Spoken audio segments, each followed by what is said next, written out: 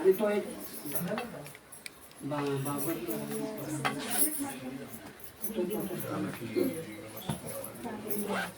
तो एक हार बघ तो पोतीला नाही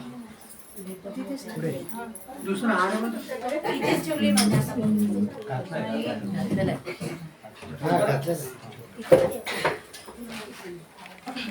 कोण वावले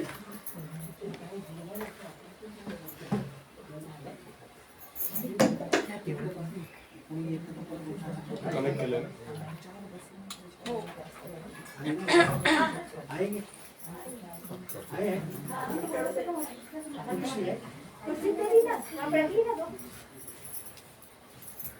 बसा बाबा तिथे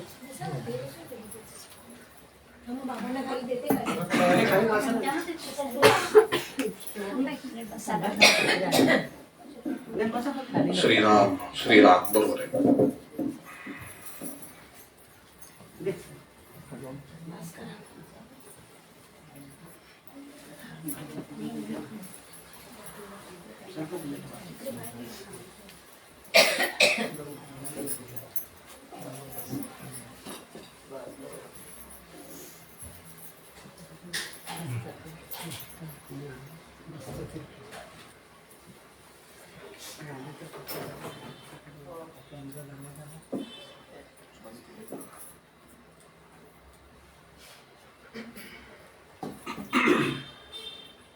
श्रीराम समर्थ. विदेहापरी चालवोनी प्रपंचा मुमुक्षु जना लागे अध्यात्म चर्चा करोनी बहुलोक जे मेळविती नमस्कार त्या ब्रह्मचैतन्य मूर्ती. जयाचा जनी जन्म नामार्थ झाला जयाने सदावास नामात केला जयाच्या मुखी सर्वदा नाम कीर्ती नमस्कार त्या ब्रह्मचैतन्य मूर्ती. सद्गुरुनाथ महाराज की जय.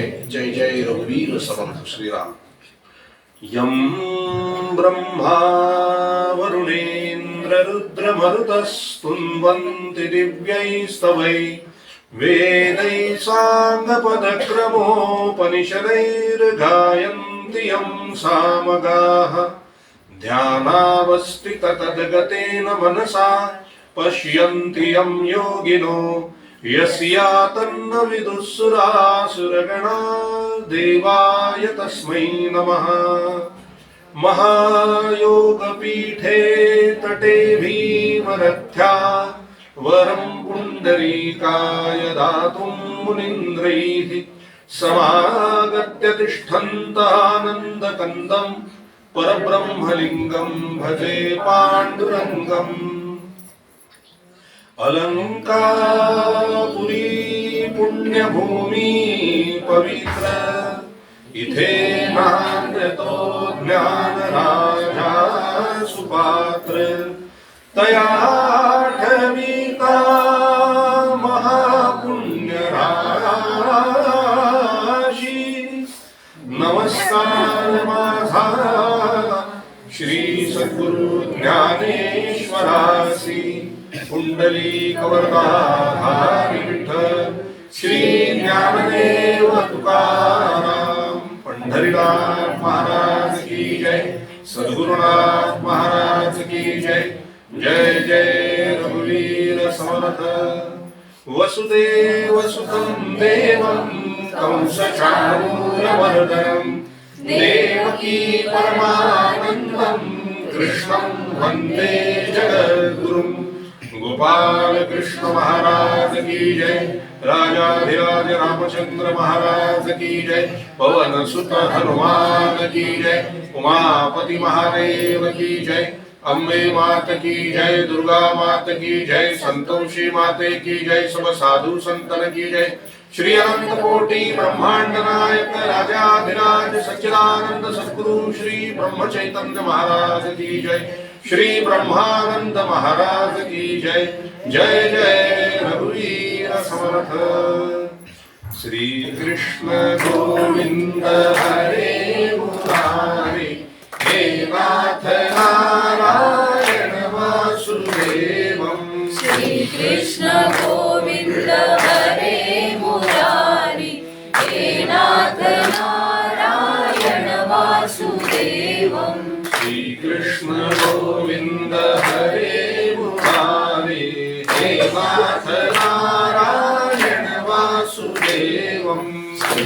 कृष्ण गोविंद हरे मुरारी हे नाथ नारायण वासुदेवम् प्रद्युम्न दामोदर विश्वनाथ प्रद्युम्न दामोदर विश्वनाथ प्रद्युम्न दामोदर विश्वनाथ प्रद्युम्न दामोदर विश्वनाथ नमामि राधे नमामि कृष्णम् नमामि राधे नमामि कृष्णम् नमामि राधे नमामि कृष्णम् नमामि राधे नमामि कृष्णम् श्रीकृष्ण गोविन्द हरे मुरारे हे नाथ नारायण वासुदेवम् श्रीकृष्ण गोविन्द हरे मुरारी हे नाथ नारायण वासुदेवम् श्रीकृष्ण गोविन्द हरे मुरारे हे नाथ नारायण वासुदेवम् श्रीकृष्ण गोविन्द हरे मुरारी हे नाथ नारायण वासुदेवम् राधे कृष्ण राधे कृष्ण राधे राधे कृष्ण कृष्ण राधे कृष्ण राधे कृष्ण राधे राधे कृष्ण कृष्ण राधे कृष्ण राधे कृष्ण राधे राधे कृष्ण कृष्ण राधे कृष्ण राधे कृष्ण राधे राधे कृष्ण कृष्ण राधे कृष्ण राधे कृष्ण राधे राधे कृष्ण कृष्ण राधे कृष्ण राधे कृष्ण राधे राधे कृष्ण कृष्ण राधे कृष्ण राधे कृष्ण राधे राधे कृष्ण कृष्ण राधे कृष्ण राधे कृष्ण राधे राधे कृष्ण कृष्ण राधे कृष्ण राधे कृष्ण राधे राधे कृष्ण कृष्ण राधे कृष्ण राधे कृष्ण राधे राधे कृष्ण कृष्ण राधे कृष्ण राधे कृष्ण राधे राधे कृष्ण कृष्ण राधे कृष्ण राधे कृष्ण राधे राधे कृष्ण कृष्ण राधे कृष्ण राधे कृष्ण राधे राधे कृष्ण कृष्ण राधे कृष्ण राधे कृष्ण राधे राधे कृष्ण कृष्ण राधे कृष्ण राधे कृष्ण राधे राधे कृष्ण कृष्ण राधे कृष्ण राधे कृष्ण राधे राधे कृष्ण कृष्ण राधे कृष्ण राधे कृष्ण राधे राधे कृष्ण कृष्ण राधे कृष्ण राधे कृष्ण राधे राधे कृष्ण कृष्ण राधे कृष्ण राधे कृष्ण राधे राधे कृष्ण कृष्ण राधे कृष्ण राधे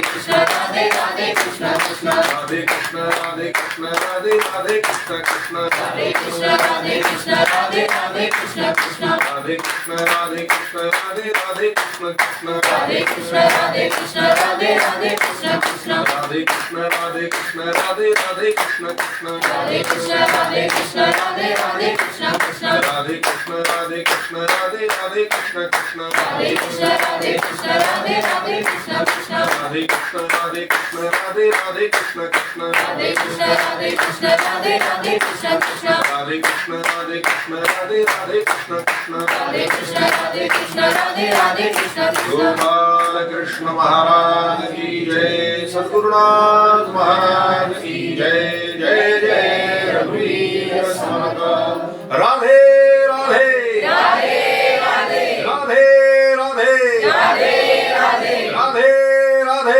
राधे राधे प्रभु हरे कृष्ण जय श्री राम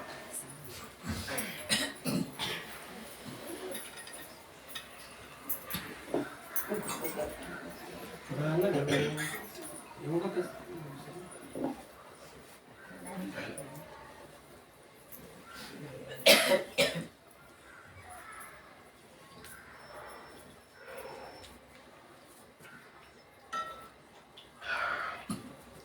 तुम्ही बसून घ्या 2 तास उभे असता तुम्ही कुठेतरी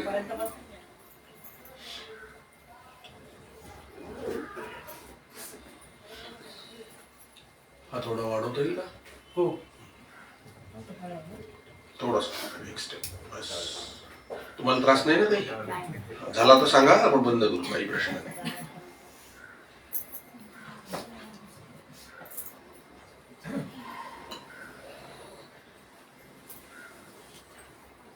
प्रभू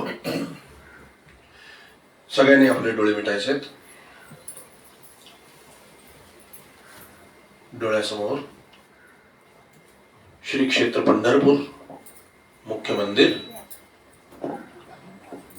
परमपिता पांडुरंग परमात्मा यांच्या समोर यायचंय. त्यांच्या चरणी असंख्य तुलसीपत्राने फुलं व्हायचे आणि नमस्कार करायचा. त्यांच्याच पाठीमागे उभ्या असलेल्या रुक्मिणी माता, सत्यभामा माता, राधा माता यांच्याही चरणी फुलं व्हायचे आणि नमस्कार करायचा. पुन्हा परत फिरून परमपिता पांडुरंग परमात्मा यांच्या समोर यायचंय. त्यांच्या चरणी आपलं मस्तक नत करायचं आणि प्रार्थना करायची. हे प्रभो, हे दयानिधे, या संसार सागरातून लवकर आमचा उद्धार कर. आम्हाला संतती, संपत्ती इत्यादी ऐहिक सर्व सुख प्राप्त होऊ देत आणि दया, क्षमा, शांती, विवेक, वैराग्य, आनंद, उत्साह, प्रेम इत्यादी पारलौकिकही सर्व गोष्टी आम्हाला प्राप्त होऊ देत. आम्हाला इहलोक आणि परलोक दोन्ही साध्य होऊ दे, दोन्ही प्राप्त होऊ देत. पांडुरंगा, आम्हाला तुझे अनन्य प्रेममय अशी भक्ती प्रदान कर, तुझं ज्ञान प्रदान कर, तुझं प्रेम प्रदान कर, तुझं नाम प्रदान कर. तुझ्या नामामध्ये गोडी येऊ दे, रस येऊ दे. तुझं गोड नाम अखंड आमच्या मुखामध्ये बसू दे. आमचं आपापसातील निस्वार्थी प्रेम वाढेल असा उपाय कर आणि आम्हा सगळ्यांना तुझ्या चरणाशी अखंड प्रेमात, अखंड आनंदात, अखंड समाधानात, अखंड एकत्र ठेव. परमपिता पांडुरंग परमात्मा यांनी स्मित हास्य करीत आपला उजवा हात आपल्या सगळ्यांच्या मस्तकावर ठेवलाय आणि तथास्तु असा आशीर्वाद दिलाय. तो ग्रहण करायचा. पुन्हा एकदा त्यांच्या चरणी आपलं मस्तक नत करायचं आणि 2 मिनिटं डोळे झाकून स्वस्थ बसायचं आहे.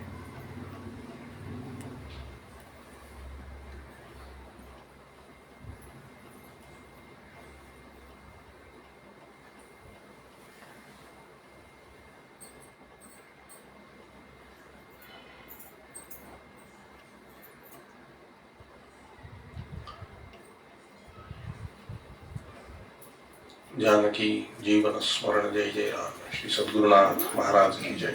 जय जय रघुवीर समर्थ. महावैष्णव संत भगवान श्री ब्रह्म चैतन्य महाराज, श्री ब्रह्मानंद महाराज आणि श्रीमद भागवत कथा ऐकण्याकरता जमलेले सर्व प्रिय भाविक जन, राधे राधे.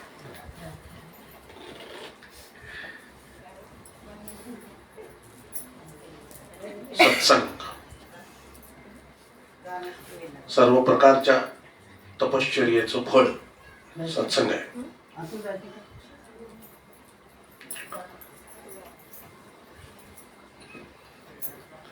वैकुंठ धाम मिळणं सोपं आहे. आता ही बेसिक परमार्थाच्या वरची गोष्ट सांगतोय मी. बरं, वैकुंठ धाम मिळणं सोपं, मुक्ती मिळणं सोपं, गोलोक धाम मिळणंही सोपं. काय म्हणतो मी? वैकुंठ धाम मिळणं सोपं, मुक्ती मिळणं सोपं, गोलोक धाम मिळणं सोपं, साकेत धाम मिळणं पण सोपं, पण वृंदावन धाम मिळणं कठीण आहे.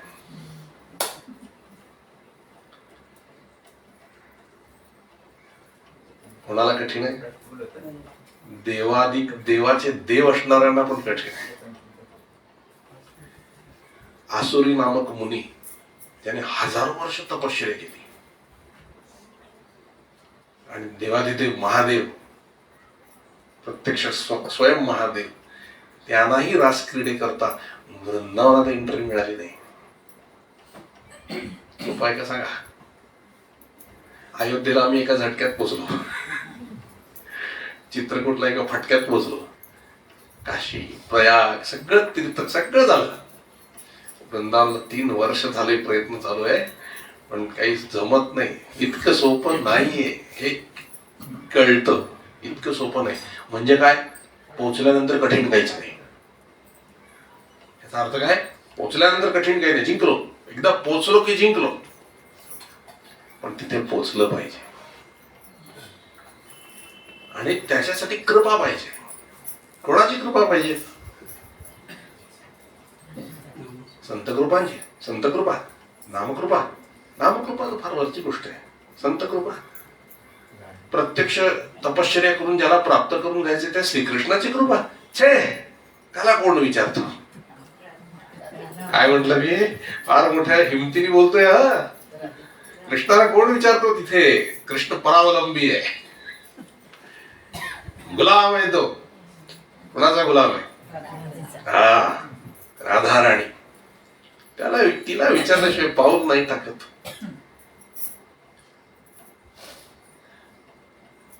राम अवतार घेताना त्याला वाटलं आता मी राहायला चाललोय बरेच वर्ष, लोक पूजा अर्चा करत असतात, मला देखील आराधना करायची इच्छा आहे. रामाला वाटलं कोणता देव निवडावा? लक्ष्मी माता म्हटली तुमच्यासारखा आणि दुसरं कोण नाही, तुम्ही कोणाची आराधना करा असं नाही म्हटलं. अद्वैती तो नाही माझे समाधान. अद्वैत वगैरे नाही, द्वैत पाहिजे मला, त्याच्यात मजा आहे. मी तूपणामध्ये मजा आहे. दोन पाहिजे. प्रेम प्राप्त करून घ्यायचं ते आपलं आपल्यावर प्रेम करतात का? अर्चा तू बरोबर प्रेम करून दाखवा बरं, जमतंय का? काही नाही, ठोकळ्यासारखे उभे राहतो आपण. काही नाही, प्रेम प्राप्त करायला, गप्पा मारायला, एंटरटेनमेंट दोन जण पाहिजे. राम म्हणाले मला काहीतरी उपास्य दैवत पाहिजे, मला पण आराधना करायची. अहो लोक तुमची आराधना करा, तुम्ही कोणाची आराधना करा? द्वैत पाहिजे. निवडा म्हणले. सगळे देव घाबरले. आमच्यापैकी कोणाला निवडलं तर कठीण आहे. राम ज्याची आराधना करणार त्याचं काय असणार वा? त्यांचं पण ते वाढवायला पाहिजे ना क्वालिफिकेशन. आता राम आराधना करणार म्हणजे तपस्याला लावणार तो कोणाला तरी. रामाने निवडले कोण? माझ्यासारखा फक्त एकच आहे म्हणते. कोण आहे? मीच. अहो मग मी आधीपासून तेच सांगते. लक्ष्मी माता म्हणजे तुम्ही स्वतःचीच पूजा करा, तसं नव्हे. माझं जे रूप दुसरं आहे त्याची मला पूजा करता येईल. अहो म्हणलंय मग आता तुमचं दुसरं रूप कुठलं इथं आहे ना? म्हणले कोण? छोरा गंगा किनारे वाला देवाधिदेव महादेव, काशी नगरी, काशीनाथ.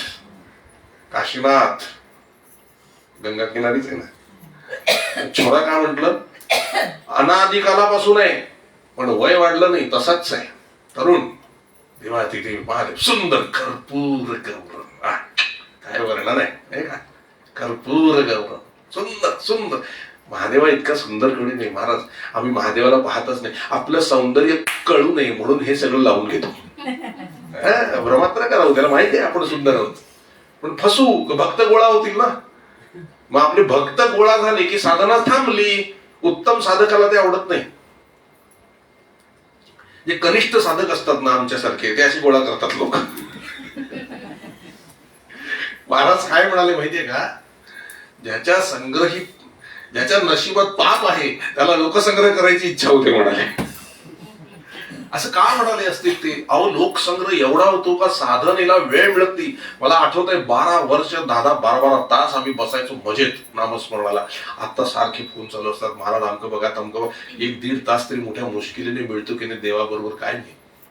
आणि जेव्हा तासभर मिळतो आम्ही देवासमोर बसतो ना, देव म्हणतो जा फोन येईल तुला, जा.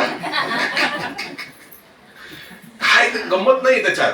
म्हणून महादेव साधनेला डिस्टर्ब नको. उत्तम साधक, उत्तम सिद्ध, उत्तम साधक पण नको म्हणले, गर्दीच नको, गडबड नको, म्हणून ते सगळे लावून घेतलेलं आहे.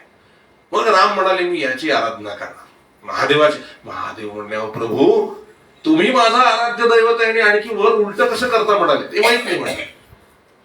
लक्ष्मी माता म्हणाली भक्तांना गौरव द्यायचं त्यांचा स्वभावच आहे. ठीक आहे तुमची इच्छा. महादेव पण काय भोळे आहेत, पण ते म्हटले हा उधार राहील माझ्या डोक्यावर. नाही का? आता रामाने पूजा करायची म्हणजे कर्ज चढलं की भक्ताचं कर्ज असतं परमेश्वरावर, लक्षात ठेवा. हा तो आपला देणेकरी आहे. दर्शनाला जातो ना पण त्याच्यात तो देणेकरी आहे आपला. त्याच्यावर आपल्या भक्तीचं कर्ज असतं, म्हणून तो फेडायला बघतो. संपत्ती देतो, संतती देतो, अमक देतो, हे घे ते घे. जर तुम्ही भुललात की तू कर्जमुक्त, तू मोकळा. हिशोब चुकता झाला. म्हणून तुकाराम महाराजांसारखे भक्त काय म्हणतात, आम्हाला काही नकोच आहे, हेची दान दे का देवा तुझा विसर न व्हावा. म्हणजे तिथे आणि ते पुण्याचं मग टेन्शन येतं पांडुरंगाला, अरे काय माझं स्मरणच मागतोय, अजून कर्ज वाटलं.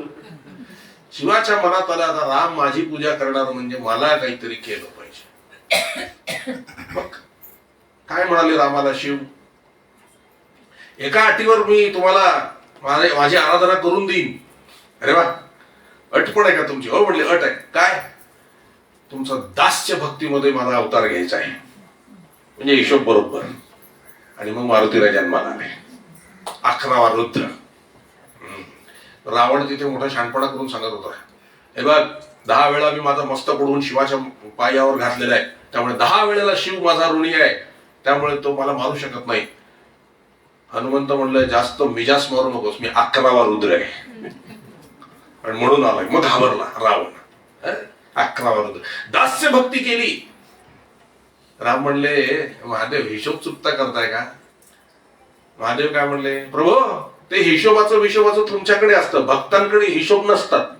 आम्हाला तुमचं प्रेमच पाहिजे, बस. आम्हाला दुसरं काही नको. ते हिशोब ठेवण्याचं काम तुम्ही करा, आम्ही तुमचे चरण सोडून हलणार नाही. म्हणून महादेव हनुमान झाले आणि दास्य भक्तीमध्ये राहिले आणि रामाने मस्त शिवाची आराधना केली. मस्त झालं.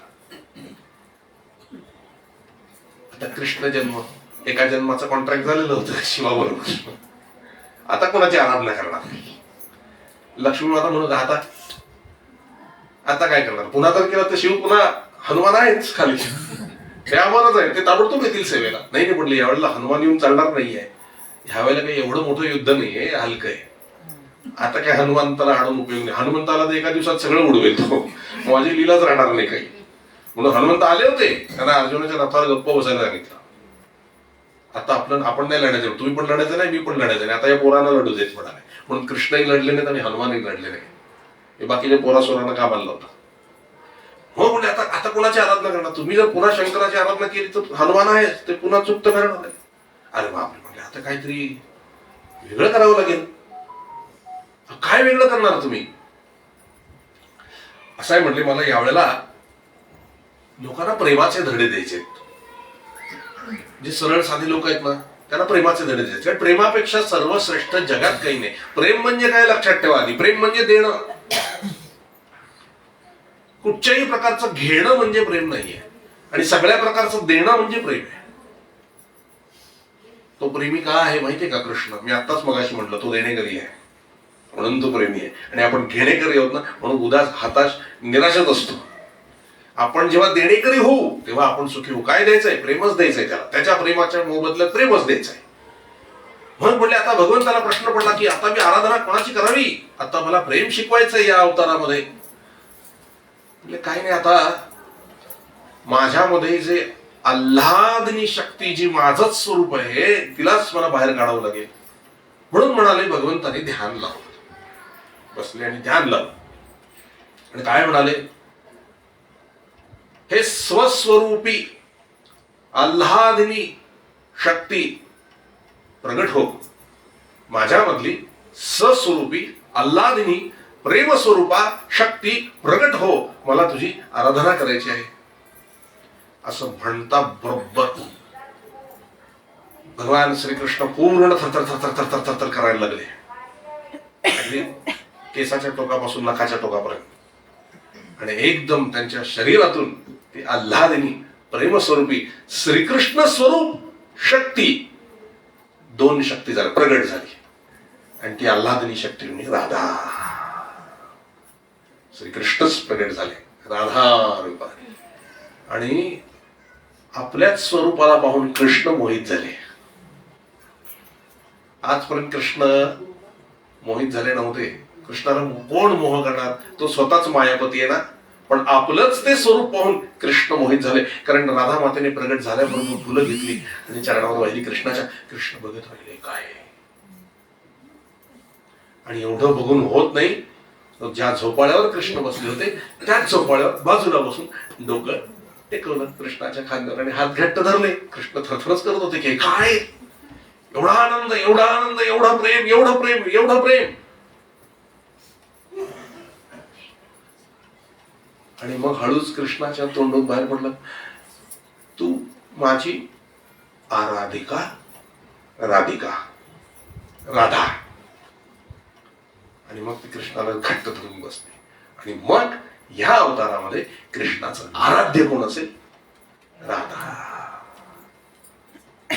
जसं हनुमंताला वशीला लावला की रामाची प्राप्ती होते, तसं अर्जुन, उद्धव, गोपिका यांच्या संगतीत गेला, तिकडे वशीला लावला की कृष्णाची प्राप्ती होते. कृष्णाकडे वशीला लावला तर राधेची प्राप्ती होते. आल्हाद शक्ती आजही आहे तिथे श्रीकृष्ण निकुंज वनामध्ये. राधाकृष्ण राधाकृष्ण राधाकृष्ण राधाकृष्ण. आणि काय करतोय माहितीये? आराधना. कशी? राधा माता बसले आणि श्रीकृष्ण चरण चापत आहेत. भक्ती, प्रेमाची भक्ती, प्रेम स्वरूपा भक्ती, महाभाव भक्ती. जस राधिका माता प्रगट झाल्या, आता परमपुरुष एकच आहे, श्रीकृष्ण परमात्मा. बाकी पृथ्वीवर जेवढे म्हणून सगळे आहेत, अगदी मी आहे, हे आहे, सगळे स्त्रियाच आहोत आपण. सगळ्या इथली शरीर दिसायला वेगळी दिसली तरी सगळे स्त्रियाच आहोत. तसं जशी राधिका माता प्रगट झाली श्रीकृष्णामधूनच, तसंच राधिका मातेमधून एक एक एक एक प्रगट व्हायला सुरुवात झाली. सखी, अष्टसखी प्रगट झाल्या. ललिता, विशाखा अशी जी 8 नाव आहेत त्या सगळ्या सखी प्रगट झाल्या. त्या 8 सखींमधून, त्या श्रीकृष्ण स्वरूपच, त्या 8 सखींमधून पुन्हा एक एक एक एक सखी, त्यांना सहचरी म्हणतात. ते सहचरी म्हणजे काय? या अष्टसख्यांची सेवा जे करणारे आहेत त्या सहचरी आहेत. त्या सहचरी, त्यांच्या अजून 8 त्या मंजिरी आहेत. ती मंजिरी सेवा. या मंजिरी पटकन प्रिय असतात भगवंताला, कारण ते त्यांच्या भक्तांची सेवा करतात. मंजिरी अशा अनेक प्रगट झाल्या. आणि ही भाव भक्ती प्रस्थापित करण्यासाठी पृथ्वीवरती ह्या सखीच एक एक करून अवतार घेऊ लागल्या. अनेक वृंदावनातच ते जन्माला आले आणि वृंदावनातच त्यांनी देह सोडले, बाहेर गेले नाही. एक एक आचार्य प्रगट झाले. श्री हित बाबा, हनुमान प्रसाद पोद्दार, भाईजी ज्यांना म्हणतात, हे सगळे सखी आहेत. विशाखा सखी म्हणजे मीरा माता, हे सगळे प्रगट होत गेले. कृष्ण भक्ती यांनी कळसावर पोचवली. ज्या वेळेला गीता प्रेस गोरखपूरचे मुख्य हनुमान प्रसाद पोद्दार, त्यांना भाईजी म्हणत असो, जेव्हा त्यांनी देह सोडला तेव्हा इथे वृंदावन मध्ये बसलेले साधू एकदम साधव साधव साधव असं म्हणाले. त्यांना विचारलं काय झालं? एक अंतर जवळजवळ 400-450 किलोमीटर होतं. इथे बसून ते वृंदावन साधू ओरडले. ते म्हणले मला ते पटकन काय म्हणले, काय झालं म्हटलं, हनुमान प्रसाद पोद्दारांनी देह ठेवला म्हणाले. म्हणजे तुम्हाला कसं माहिती? त्यावेळेला टेलिफोन नाही, मोबाईल नाही, तार नाही, तुम्हाला कसं माहिती? मला ध्यानात दिसलं म्हणाले की राधा माता आणि तिच्या सगळ्या सख्या पालखी घेऊन भाईजींच्या दारापुढे आल्या आणि भाईजी उठून उभे राहिले आणि एकदम त्यांचं सहचरी सखीमध्ये रूपांतर झालं आणि त्या पालखीत बसून निघाल्या. म्हणून मला कळलं. आणि लगेच बातमी आली थोड्या वेळाने की हनुमान प्रसादजींनी देह ठेवला. ह्या सगळ्या सख्याच येतात भक्ती वाढवायला. हे साम्राज्य आहे महाराज, एक साम्राज्य आहे. आपण ह्या फक्त लोकल जगामध्ये जगतोय आता.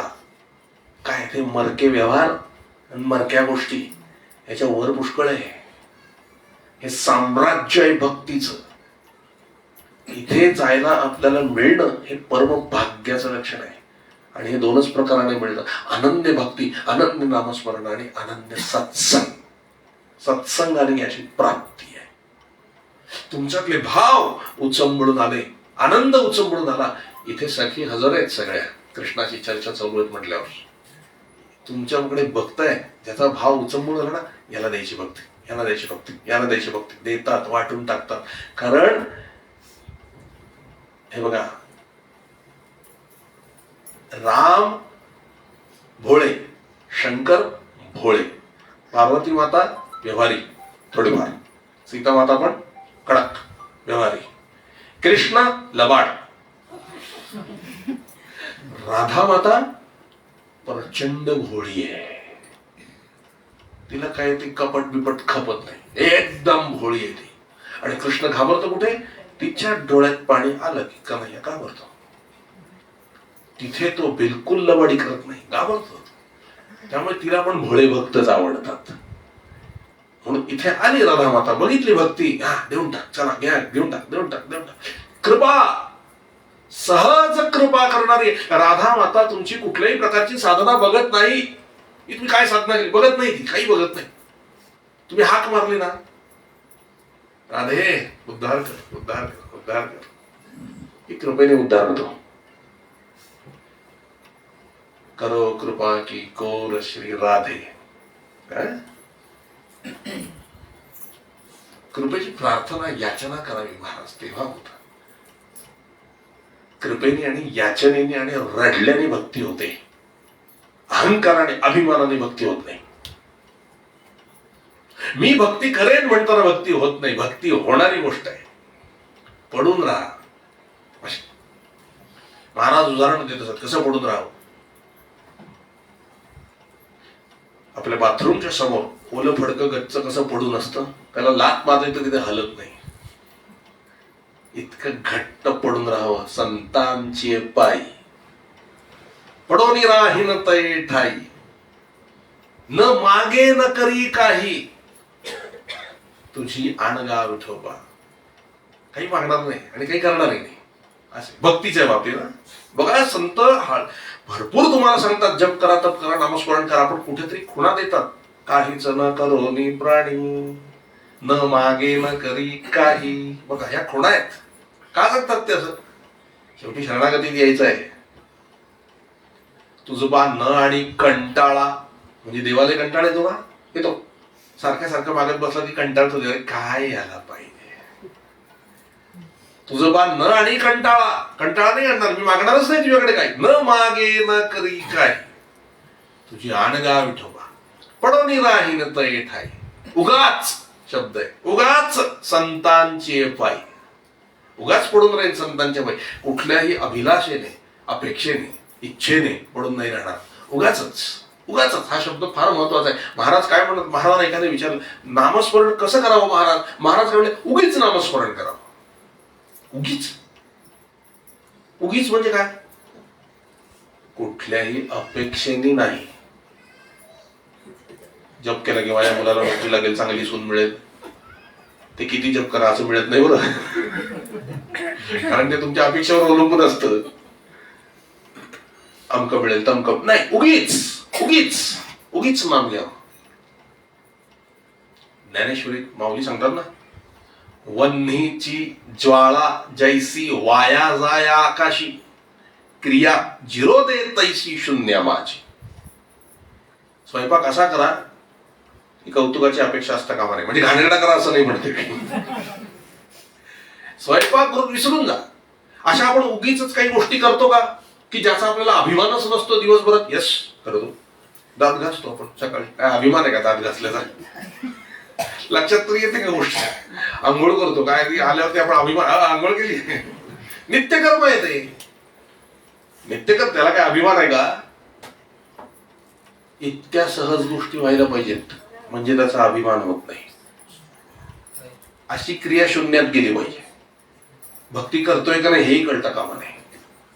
आणि तुम्ही कृष्णाची भक्ती करताय का म्हटल्यानंतर विचार करायला लागला पाहिजे, खरंच मी भक्ती करतोय का कृष्णाने मी एकच आहे. हा, या लेवलला जायला पाहिजे. आणि ह्या लेवलला तुम्हाला लक्ष तिथं असलं पाहिजे. सतत प्रपंचामध्ये लक्ष घालून फारसं होणार नाहीये. प्रपंच करावा नेटका, नेटका म्हणजे आटपशीर, ते त्याच्याकडे फार लक्ष देऊ नका. अनेक लोक तिथे गुरुजींकडे पण येतात, नोकरी कुठली करा, कुठली पण कर, त्याला महत्व नाहीये. चार पैसे मिळेल पोटभर, बाकी उरलेला वेळ परमार्थात दे, त्याला महत्वाचं आहे. आत्ताच मी एक गोष्ट ऐकली तिथे असताना, बघा संतांच्या दृष्टीने परमार्थाचं महत्व किती आहे. तिथल्या एका भगिनीचा वाढदिवस होता म्हणून गुरुजींचा आशीर्वाद घेण्यासाठी ती गेली. गुरुजी आज माझा वाढदिवस आहे. त्यांना वाटलं आनंद होईल, काहीतरी चार चांगले शब्द चिडले ते. काय मिळवलं म्हणे जन्माला येऊन? वाढदिवसाचं कौतुक काय सांगते? एवढ्या वर्षामध्ये काय मिळवलं? झाला का? मिळाला का परमात्मा? आपलासा झाला का? मग वाया झालं म्हणले, वर्ष वाया घालवले. जा कोपऱ्यात बस आणि रडत बस. काय मिळवलं आतापर्यंत? मला सांगा, आपण आता एवढे वर्ष जगलोय, आपली वय तुम्हाला माहिती आहे, काय मिळवलं आपण? कशाला जगतोय?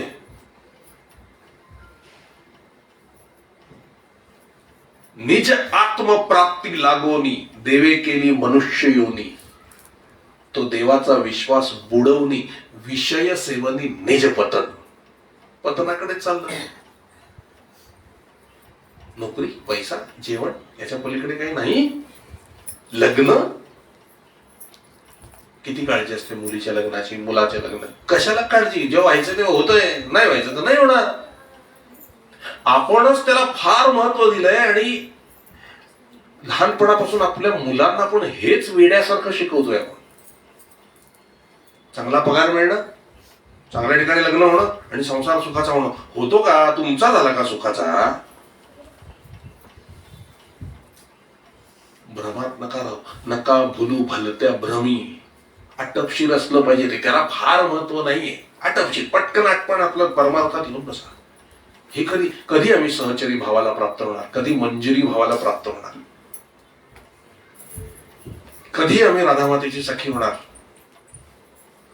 कधी आम्हाला श्रीकृष्णाची प्राप्ती होणार? कधी आम्हाला रामाची प्राप्ती होणार? हे फक्त या जन्मात आहे, मनुष्य जन्मात.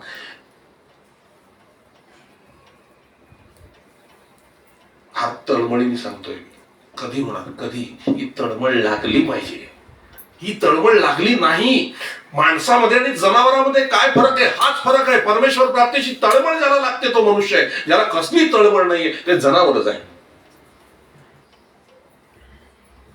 काय केलं जगून? तळमळ आहे का? परमात्म्याचं होऊन जायचंय. वाटत नाही आपण पण देह सोडताना पालखी अशी येते का? गोष्टी आहेत. खरंय. आमच्याच घरातलं उदाहरण देतो तुम्हाला. आमचे आजोबा होते, अखंड जप करायचे. अखंड म्हणजे मी असेल 10-12 वर्षाचा असेल त्यावेळेला. त्याला काय वाटलं काय माहिती, ते एका खोलीत बसून अखंड जप करत असत. त्यांनी मला बोलवलं आणि काय मला म्हणाले, निलेश. म्हटलं काय बाबा? मी मुक्त झालोय. म्हटलं बरं. मला काय कळत होतं ते 10-12 वर्षाचा असताना. पण त्यांना मलाच का सांगावं असं वाटलं हे आता कळतंय. कारण जपातच आहे मी. पण आता समजते काय व्हॅल्युएशन आहे त्या गोष्टीचं.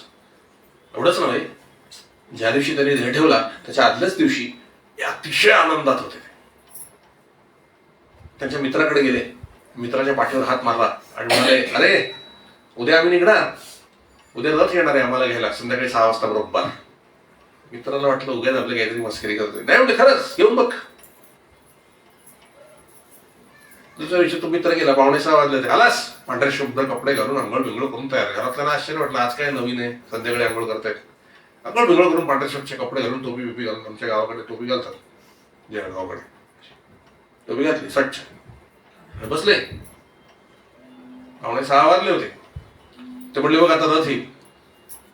अरे काय सांगतो, रथ येईल. चहा घेणार का म्हणले? शेवटचा चहा माझ्याबरोबर. घेणार की म्हणले. सुनबाईला आवाज दिला, चहा ठेव.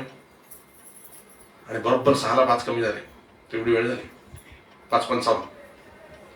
चहा पिता पिता मित्रांनो बघ रथ आलाय बाहेर. तो पटकन बाहेर, कुठे आहे काय आहे? अरे ते दृष्टी लागते, असं दिसत नाही. आलाय म्हणाले, आम्ही आता निघणार. खूप आनंदात आहे म्हणाले मी. खूप आनंद. मला परत कोणी बोलवायचं नाही म्हटलं. मी इतका आनंदात आहे की ते माझं घर मला दिसतंय. बघा हा वाक्य. ठीक आहे म्हणलं, आता काय निघणार का 6 वाजता? तो मित्र, हो मग झालं काय, 5 मिनिटात निघणार. एक कप ठेवला की झालं. चहा प्यायला कप ठेवला, असा हातावर बाजूला ठेवला. चला मग येतो असं म्हणलं. खाड मान टाकली, संपला विषय. घडलेल्या गोष्टी आहेत. विमान हजर असतो बाहेर. हा 15-20 वर्षापूर्वीची गोष्ट आहे हो. असं आजही होतं. ह्याला म्हणायचं जन्म सार्थक करणं. आम्हाला ढकलतच न्यावं लागतं. कसले रथ आम्हाला. पूर्वी तरी विचारे ओझं उचलत, आता तर ढकलतात, अक्षरशः ढकलतात. ढकलत नेतात. काय मिळवणार महाराज? काय मिळवलं जन्माला? आता विचार करा, काय मिळवलं?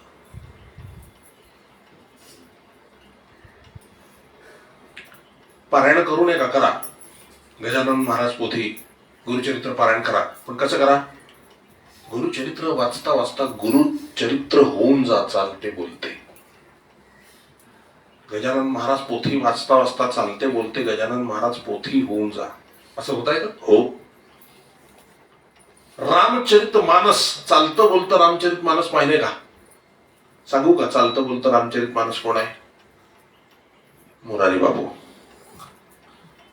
चालतं बोलतं रामचरित मानस सारखं ते दुसरं सुचत नाही. गुरुजींना आम्ही देहातले महाराजच म्हणतो.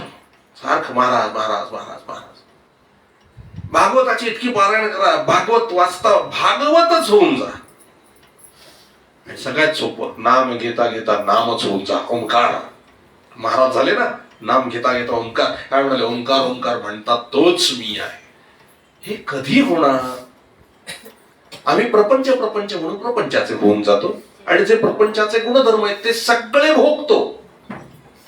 देव व्हा आणि देवाचे जे गुणधर्म आहेत ते उपभोग. आनंद, प्रेम हे आपले अधिकार आहे. मागण्यातली गोष्ट नाहीये ही. हे आपलं स्वरूप आहे. प्रेम आपलं स्वरूप आहे. आनंद आपलं स्वरूप आहे. त्याच्या आपण भिका कसले मागतो? आपलं स्वरूप आहे. त्या स्वरूपापर्यंत पोहोचायला कुठली गाडी असेल तर ती नामाची गाडी आहे आणि परमेश्वराचं स्वरूप आहे. नाम रूप लीला धाम, चार गोष्टी काय आहे? नाम रूप लीला धाम हे सगळं नामामध्ये आहे. प्रगट होतं, हळूहळू हळूहळू प्रगट होतं. अनुभवाने सांगतोय. आणि फार थोडक्यात प्रगट होतं. म्हणजे कसं? थोडक्यात म्हणजे थोडक्या वर्षात प्रगट होतं. 2005 साली मला अनुग्रह झाला. आता 2022 चालू आहे. म्हणजे 15, 16, 17, 16 वर्ष पकडा. पहिले 14 वर्षापर्यंत काही नव्हतं. नाम एके नाम, नाम एके नाम, नाम एके नाम. जसे 14 वर्ष पूर्ण झाले तसं नाम तर होतच, रूप लीला आणि धाम प्रगट व्हायला सुरुवात झालेली आहे. वैयक्तिक अनुभव सांगू नयेत अजिबात, पण तुम्हाला त्याचा काही फायदा झाला तर तो व्हावा म्हणून सांगतो. 50 वर्ष प्रपंच करून जे साधत नाही ना ते 14 वर्षात साध्य होत. सहज सहज प्रत्येक नामाकडे लक्ष न देताही साध्य होत. काल मला आनंद वाटला आणि आश्चर्य पण वाटलं. काल मी नामस्मरणाबद्दल बोललो ना की नामाकडे लक्ष नसेल तरी कसं काम होतं. आजच्या तारखेचं प्रवचन उघडा तेच आहे. म्हणजे काल कसं आलं? ती महाराजांची सत्ता. हे होत. आणि ह्यासाठी प्रयत्न करा. याच साठी केला होता अट्टहास. शेवटचा दिवस गोड व्हावा. गोड व्हावा म्हणजे काय? त्या परमात्मा स्वरूपात मिसळून जा. परमेश्वराशिवाय दुसरं काही राहता कामा नाही. हजारो लोकांपैकी मोजके लोक आहेत जे मरताना आनंदी असतात. शरीर सोडताना म्हणतात की आता काही राहिलं नाही, तृप्त झालो, असं म्हणणारे थोडकेच आहेत. कधी तृप्त होणार? अहो, प्रपंचातल्या गोष्टी मागून तक्रारी करून कधीच मन तृप्त होत नाही. तक्रारी सोडा, आहे ते आहे, महाराजांची इच्छा असं समजून भक्ती करा. मन तृप्त झाल्याशिवाय राहणार नाही. आणि मन तृप्त झालं की शरीराच्या वेदनाही कळत नाहीत. तिथपर्यंत पोचायला नको. आपण शरीर नाही आहोत, शरीराहून वेगळे आहोत. या तत्वापर्यंत आपल्याला पोचायचंय. किमान या जन्मात, किमान, बाकी नाही करता आलं तरी किमान एवढं पोचायला हवं की मी शरीर नाहीये. त्याच्या पलीकडे जाता आलं पाहिजे. बोलू नका कोण. याच्या पलीकडे जाता आलं पाहिजे. सारखं जप करून नामस्मरण करून संत संगती करून भागवत ऐकून ऐकून ऐकून ऐकून इथपर्यंत जायला पाहिजे. तर फायदा. नाहीतर जीवनाला येऊन आपण काय मिळवलं हाच मोठा प्रश्न आहे. रोज उठून सकाळी आरशासमोर खरंच उभे राहा आणि एकच प्रश्न विचारा, माझा जन्म कशासाठी आहे आणि किती वर्ष गेली आहेत. मग तळमळ लागेल. श्वासासारखा अखंड नाम घ्या, मग तळमळ लागेल. आणि ती तळमळ कुठपर्यंत येते माहितीये? शेवटी आत्मसाक्षात्काराशिवाय काही मजा नाही, आत्मज्ञानाशिवाय मजा नाही, भगवंताच्या प्राप्तीशिवाय काही मजा नाही जीवन जगण्यात. या अवस्थेपर्यंत आला की परमार्थाची सुरुवात झाली.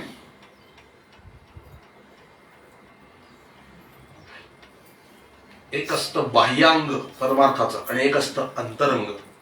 आता मी फक्त बाह्यांगामध्ये आहोत परमार्थाच्या. पारायण, जप, जाप, व्रत, वैकल्य, पूजा, सत्यनारायण, अंक तमक आणि ते सगळ्या लोकांना सांगणं आणि त्यांच्यामध्ये मोठेपणा मिरवणं, परमार्थ आम्ही परमार्थी हे दाखवणं नॉर्मल आहे, ठीक आहे, हे सगळ्यांचंच होतं. पण हे बाह्यांग आहे. अंतरंग काय आहे? मला काहीच कळलेलं नाहीये परमार्थातलं. माझा उद्धार कसा व्हायचा आणि ते मी करून होणार नाही, ते भगवंतानी केल्याशिवाय होणार नाही, हे इथपर्यंत येणं हे अंतरंग आहे.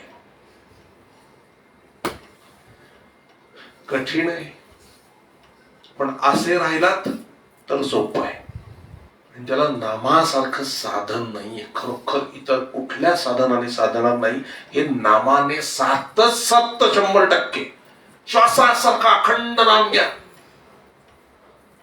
श्वासासारखं नाम घ्या म्हणजे काय? किती श्वास चालतात दिवसभरात? मिनिमम 21,600. तेवढं तरी जपवायला पाहिजे.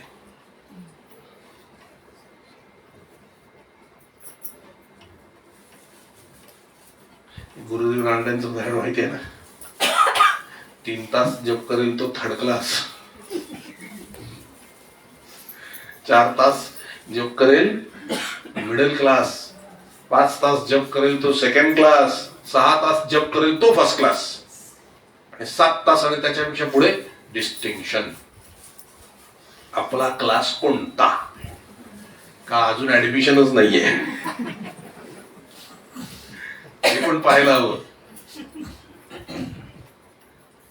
विचार करा महाराज. खूप सांगायचंय हो, पण काय होतं, कालच म्हटलं तर 5-6 तास पाहिजे अशा कथेला. 1-2 तासात काय सांगून होणार आहे? भागवतच आहे हे, भागवतच आहे. संत जागच करतात महाराज. निजोनिया जागे आणि जागून निजलेले फरक आहे. आम्ही झोपेचं सोंग घेतलेले आहोत आणि संतच जागे आहेत. आपण झोपलेलंच असतो. संतांच्या ठिकाणी जाऊन सुद्धा त्यांना त्यांच्या बाजूला चिकटून उभं राहून फोटो काढण्यात मजा आहे, पण त्यांनी साधना काय केली आहे आणि आपण ती करायला पाहिजे याच्यातच कोणाला इंटरेस्ट नाही आहे.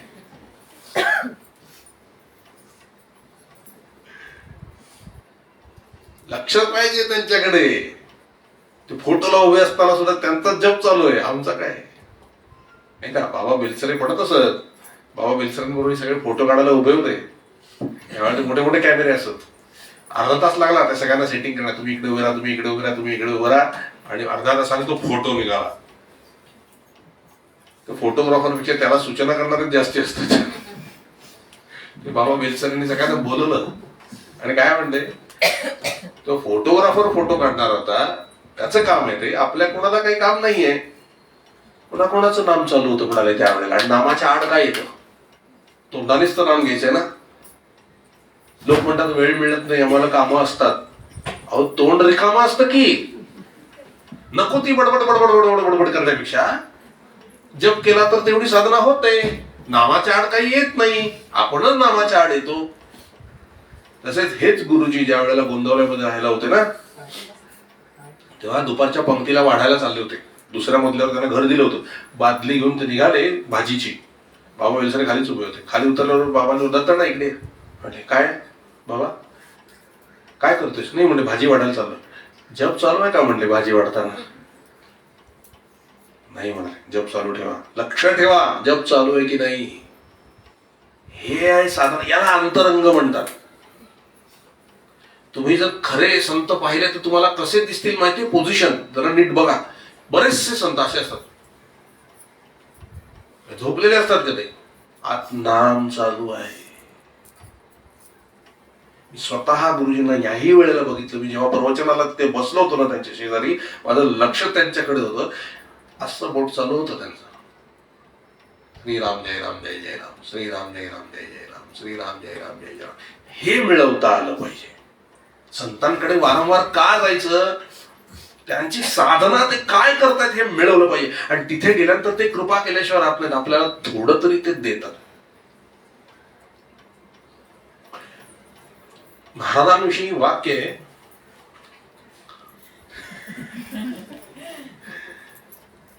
वासनेच्या घाणीतून बाहेर काढून नामाचं स्नान घालणारा महापुरुष म्हणजे ब्रह्मचैतन्य महाराज.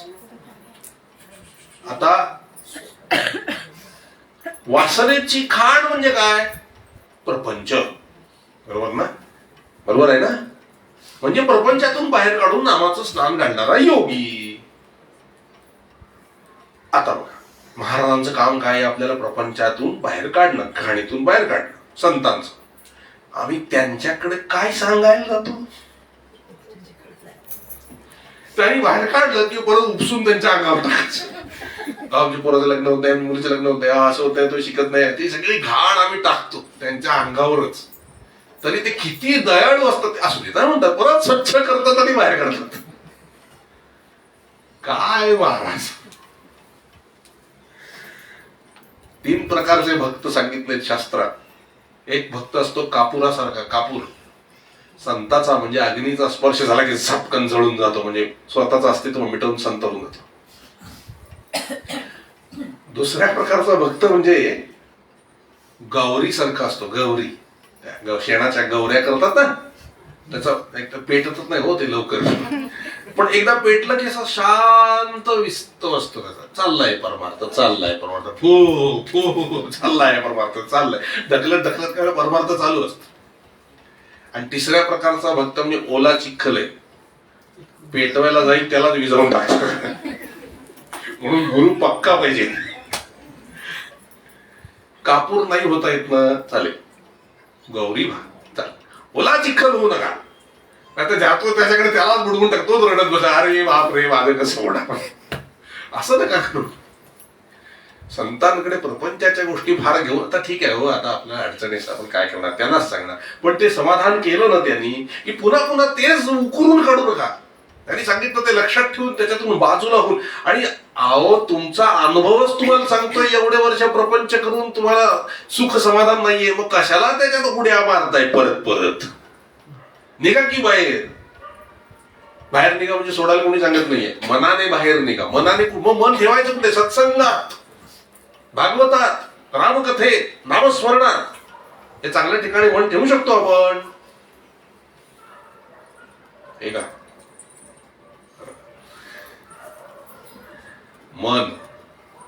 मनावरच आहे हा सप्ताह सगळा. मनोमार्गे गेला तो येथे मुकला, हरिपाठी स्थिरावाला तोच धन्य.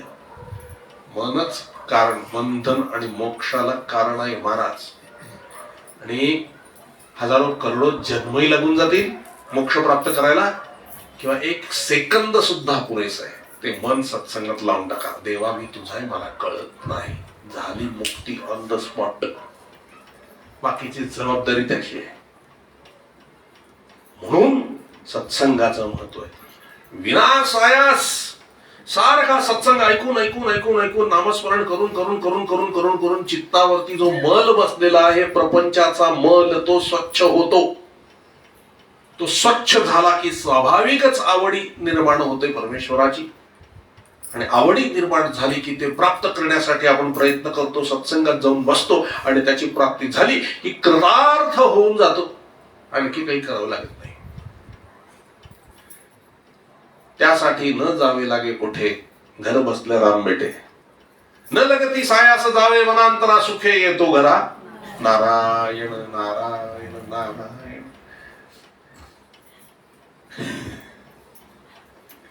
मी असं काल प्रवचनामध्ये नारायण नारायण म्हटलो, एकाची कमेंट आली, तुम्ही नारायण नारायण म्हणता ते फार छान वाटतं, तुम्ही मला साक्षात नारद मुनीच वाटता. म्हणता आता शेंडी बांधूनच जातो प्रवचनाला. चांगले, त्यांचा भाव स्वच्छ आहे, त्यांनी चांगल्या भावनेने केलं, पण आम्हाला गंमत वाटली. नारद मुनी अहो नारद मुनी होण्याचं भाग्य लाभलं असतं ना, केवढा आनंद झाला असता. काय सामान्य आहेत नारद मुनी. अखंड नाम अखंड नाम अखंड नाम. आपल्याकडे ते चित्रपटात उगीच काहीतरी नारद मुनी असं नाही आहे. देवर्षी आहेत ते, महर्षी सुद्धा ज्यांना नमस्कार करतात ते काय असतील याची कल्पना करा. त्यांचं चरित्र सांगणार आहे मी थोडक्यात. देवर्षी असो, चांगला आहे नारद मुनी. सारखं सत्संग करायला पाहिजे, सारखा सत्संग करायला पाहिजे. मी काल म्हणलं ना, 2 वेळेचं जेवण जितकं महत्वाचं आहे त्याच्यापेक्षा जास्त महत्वाचं सत्संग आहे. कारण सत्संगाने वृत्तीच नाहीशा होते. तुकाराम महाराज काय म्हणले, वृत्ती येता मग बळ लागेल. काल मी काय म्हटलं क्रम, वृत्ती, उर्मी आणि कृती. म्हणजे आधी वृत्ती येणार, मग उर्मी होणार आणि मग कृती होणार. इथे तुकाराम महाराज म्हणतात वृत्तीच येत नाही. वृत्ती म्हणजे विचार. किती शेकडो विचार चालतात डोक्यात. तुकाराम महाराज म्हणतात मला विचारच येत नाहीत. म्हणजे किती परमहंस गती असली पाहिजे, शांत. आणि ते काय म्हणतात, येत नाहीत असं नाही म्हणत, वृत्ती येता मग बळ लागे. मला विचार करायला बळ लागतं, विचारच येत नाही. काय विचार शून्य अवस्था असली पाहिजे. विचार शून्य अवस्था. 1 सेकंद जरी टिकलात ना विचार शून्य अवस्थेत, एवढा आनंद आहे. आता सत्संगात आनंद का होतो माहितीये, 100 विचार चालू असतील ना तर त्यातले फक्त इथे 70 किंवा 60च येतात, म्हणून तुम्हाला आनंद मिळतो. विचार कमी झाल्याचा आनंद आहे. मग विचार शून्य झाल्यावर काय असेल महाराज. विचार शून्य अवस्था कोणाची झाली, परीक्षित राजा स्वस्थ बसला भागवत झाल्यावर. मुक्ती, मुक्ती म्हणजे काय, विचार शून्य अवस्था. विचार शून्य अवस्था म्हणजे भगवंत. त्याला विचारच नाही. आणि मग जिथे विचार उरत नाही ना तिथे फक्त श्रीकृष्ण परमात्मा राहत, बाकी काही राहत नाही. कृष्ण कृष्ण कृष्ण कृष्ण कृष्ण. असे अखंड सत्संग करणारे शौनक महामुनी नैमिषारण्यामध्ये नदीवर स्नानाला गेले. 88,000 ऋषी बरोबर होते. समोर सूतजी त्यांना स्नानाला आलेले दिसले. त्यांना पटकन नमस्कार करून आपल्या घरी आश्रमावर घेऊन आले आणि त्यांना काही प्रश्न विचारले. त्याने की आम्ही तरी तपश्चर्या करतोय, आम्हाला तेवढा वेळ आहे. कलियुगामध्ये लोकांना पोट भरायला सुद्धा वेळ नाहीये. तो पोट भरण्यासाठी 12-12 तास 24 तास काम करावं लागतं. मग त्यांनी परमार्थ कसा करावा. आमच्यासारखी साधनं तर त्यांच्याकडनं होणार नाही. मग त्यांनी कसं काय परमार्थ करावा. तेव्हा सूतजी म्हणाले त्यांच्याकरता कलियुगात सोय केलेली आहे वेगळी.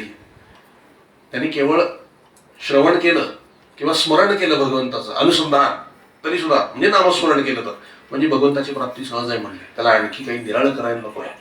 पण म्हणाले ते कसं.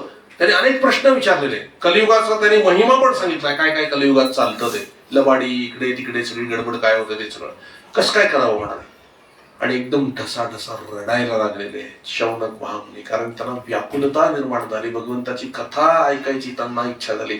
हे ओळखून सूतजींनी त्यांना कडकडून मिठी मारली आणि म्हणाले शांत व्हा, शांत व्हा. तुम्हाला कथा ऐकायची आहे ना, मी सांगतो. बघा कथा ऐकण्यासाठी ते रडतायत. आमच्याकडे कथा ठेवली की माणसं रडतात. कथा ऐकायची म्हणून ते रडत होते. त्याला कडकडून मिठी मारली आणि सांगितलं काळजी करू नका, मी तुम्हाला कथा सांगतो भगवंताने. कारण भगवंताच्या कथानेच मनाला विश्रांती मिळते. मनाला जे आज आम्हाला म्हणतो ना, आम्हाला शांतता पाहिजे, शांतता पाहिजे. काही लोक त्याला मॉडर्न शब्द वापरतात, स्पेस पाहिजे. स्पेस म्हणजे काय, शांतीच पाहिजे आहे. ती कुठे मिळणार आहे. इकडे तिकडे बघून ते हिरवगार ठिकाणी फिरून आलात कुठेतरी जाऊन त्याने काय होणार नाही. तेवढ्यापुरतं बरं वाटेल. तेच झाड परत बघितलं की तो भावच निर्माण होणार नाही. तुम्ही बघा एखादा नवीन ठिकाणी गेलात ना, पहिल्यांदा आता छान वाटतं, परत दुसऱ्यांदा जा थोडा इंटरेस्ट कमी होतो, तिसऱ्यांदा जा अजून कमी होतो, चौथ्यांदा काहीच वाटत नाही. छान कळलं की नाही. सत्संग तसं नाही आहे. किती वर्षापासून ऐकताय भागवत जुनी मंडळी, परत परत येत आहे ना एखादा, नित्य नूतन रस वाढतोय. हा सत्संगाचा महिमा आहे. नवीन नवीन वाढतच राहतो रस. हा महिमा आहे सत्संगाचा. आणि सत्संगात आलं की तुमचं काम झालं. शांती मिळेल ती सत्संगातच मिळेल, दुसरीकडे मिळणार नाही. मग त्यांनी सांगितलं की तुम्हाला जो काही प्रश्न पडलाय ना, ही कथा काय आहे बघा, लक्षात घ्या. त्यांनी विचारलं की मी तुम्हाला कथा सांगतो, मी तुम्हाला भागवत सांगतो म्हणजे तुम्हाला शांती मिळेल. शौनक महर्षीने पहिला प्रश्न विचारला, तुम्हाला कोणाकडून भागवत मिळालं?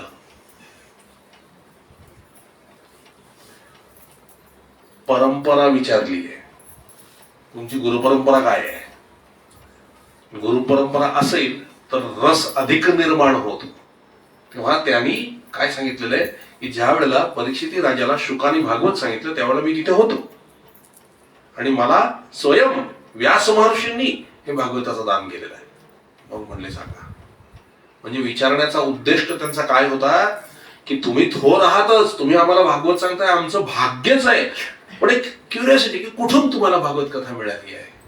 मग त्यांनी सांगितलं की भागवत कथा मला व्यास, ते अजून धन्य झाले. म्हणजे एवढ्या मोठ्यांचा तुमच्यावर आशीर्वाद होता, आम्ही काय म्हणाले, आम्हाला तर तुम्हीच श्रेष्ठ आहे, व्यास वगैरे तर पुढे जाईल, तुम्हीच भागवत सांगता हे आम्हाला मोठं आहे, पण तुम्हाला देखील यांच्याकडून भागवत मिळालं हे आनंद आहे.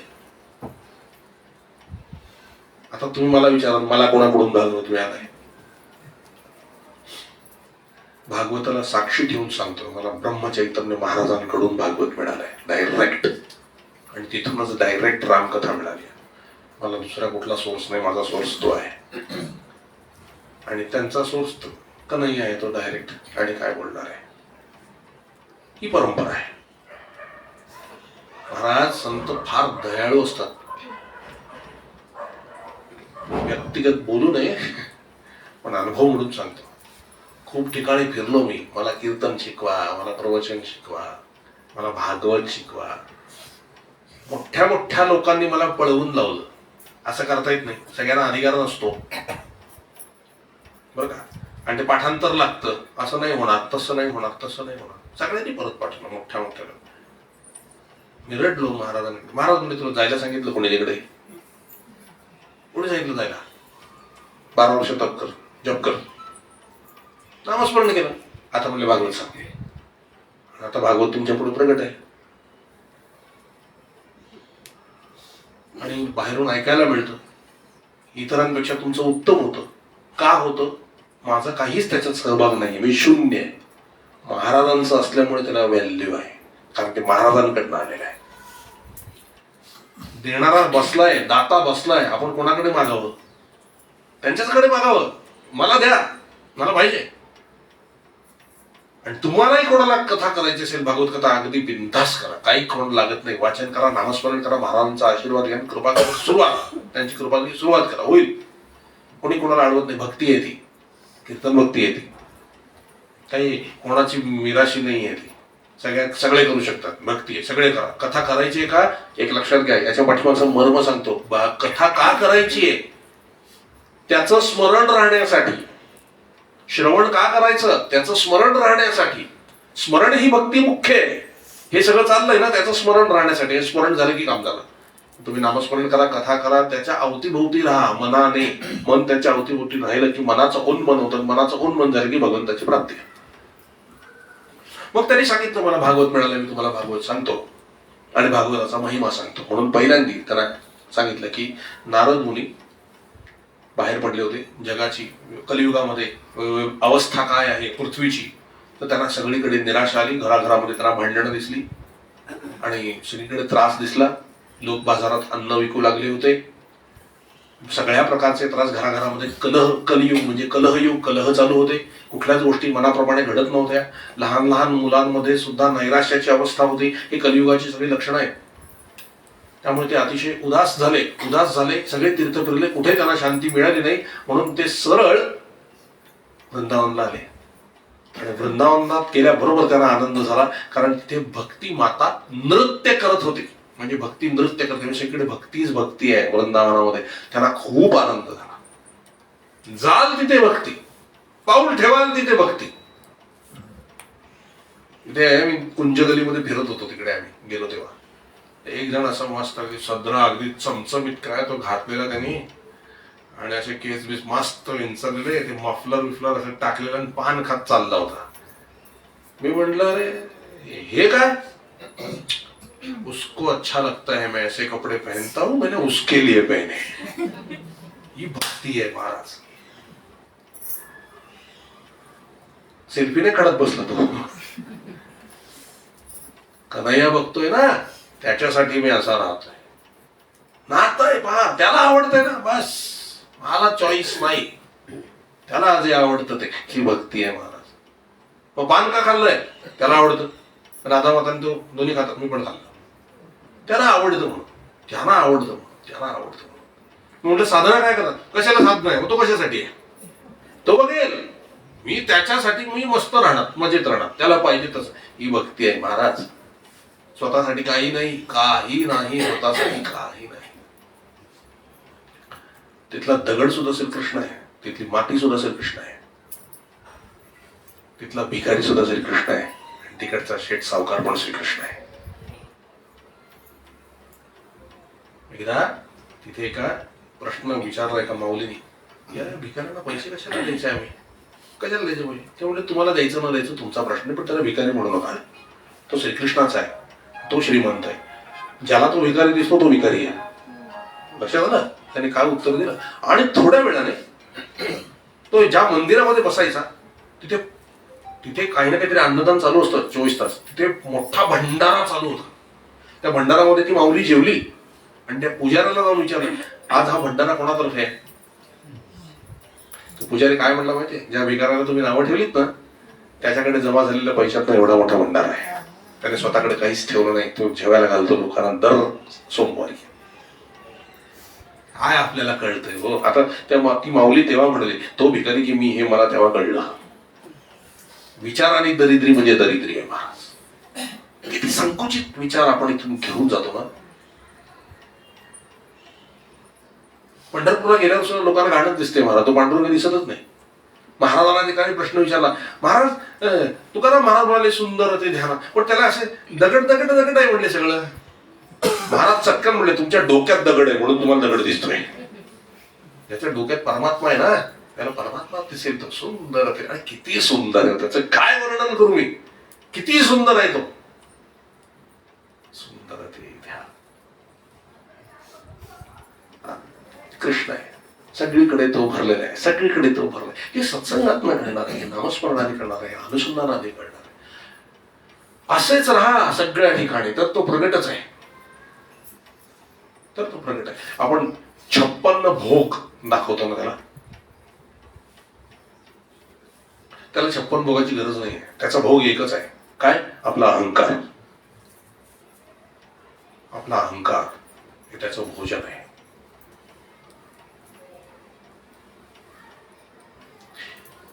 छप्पन भोगाचा अर्थ काय माहितीये का. आपल्याकडे प्रहर किती आहेत, 8 प्रहर, 8 प्रहर, 3 तासाचा एक प्रहर, 8 × 24. दर 3 तासांनी भगवंताला भोग दाखवावा, म्हणजे त्याचं स्मरण करावं ऍटलिस्ट, बरोबर. म्हणजे 8 प्रहर म्हणजे 8, आणि असं किती दिवस करावं, 7 दिवस करावं. 8 साठी हे 56 भोग आहे. 56 पदार्थ नाही आहेत. म्हणजे थोडक्यात 24 तास त्याचं स्मरणात राहा तुम्ही, तो त्याला भोग आहे. कारण त्याच्या स्मरणात राहिला की अहंकार गळून पडतो. अहंकार गळून पडला की भगवंत तो खातो. भक्ताचा अहंकार खाणे हे भगवंताचं भोजन आहे. याला म्हणतात 56 भोग.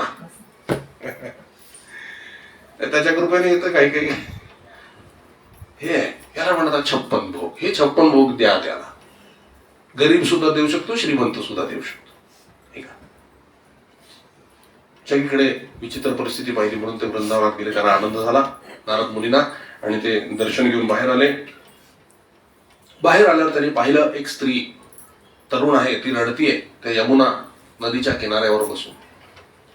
तिला अवतीभोवती सगळे वारा घालतायत, सगळ्या नद्या, सगळ्या स्त्रिया होत्या तिथे, आणि 2 वृद्ध पुरुष तिच्या मांडीवर झोपले होते बेशुद्ध अवस्थेत. नारद मुनी पुढे झाले, विचारलं तू कोण. ती म्हणाली मी भक्ती.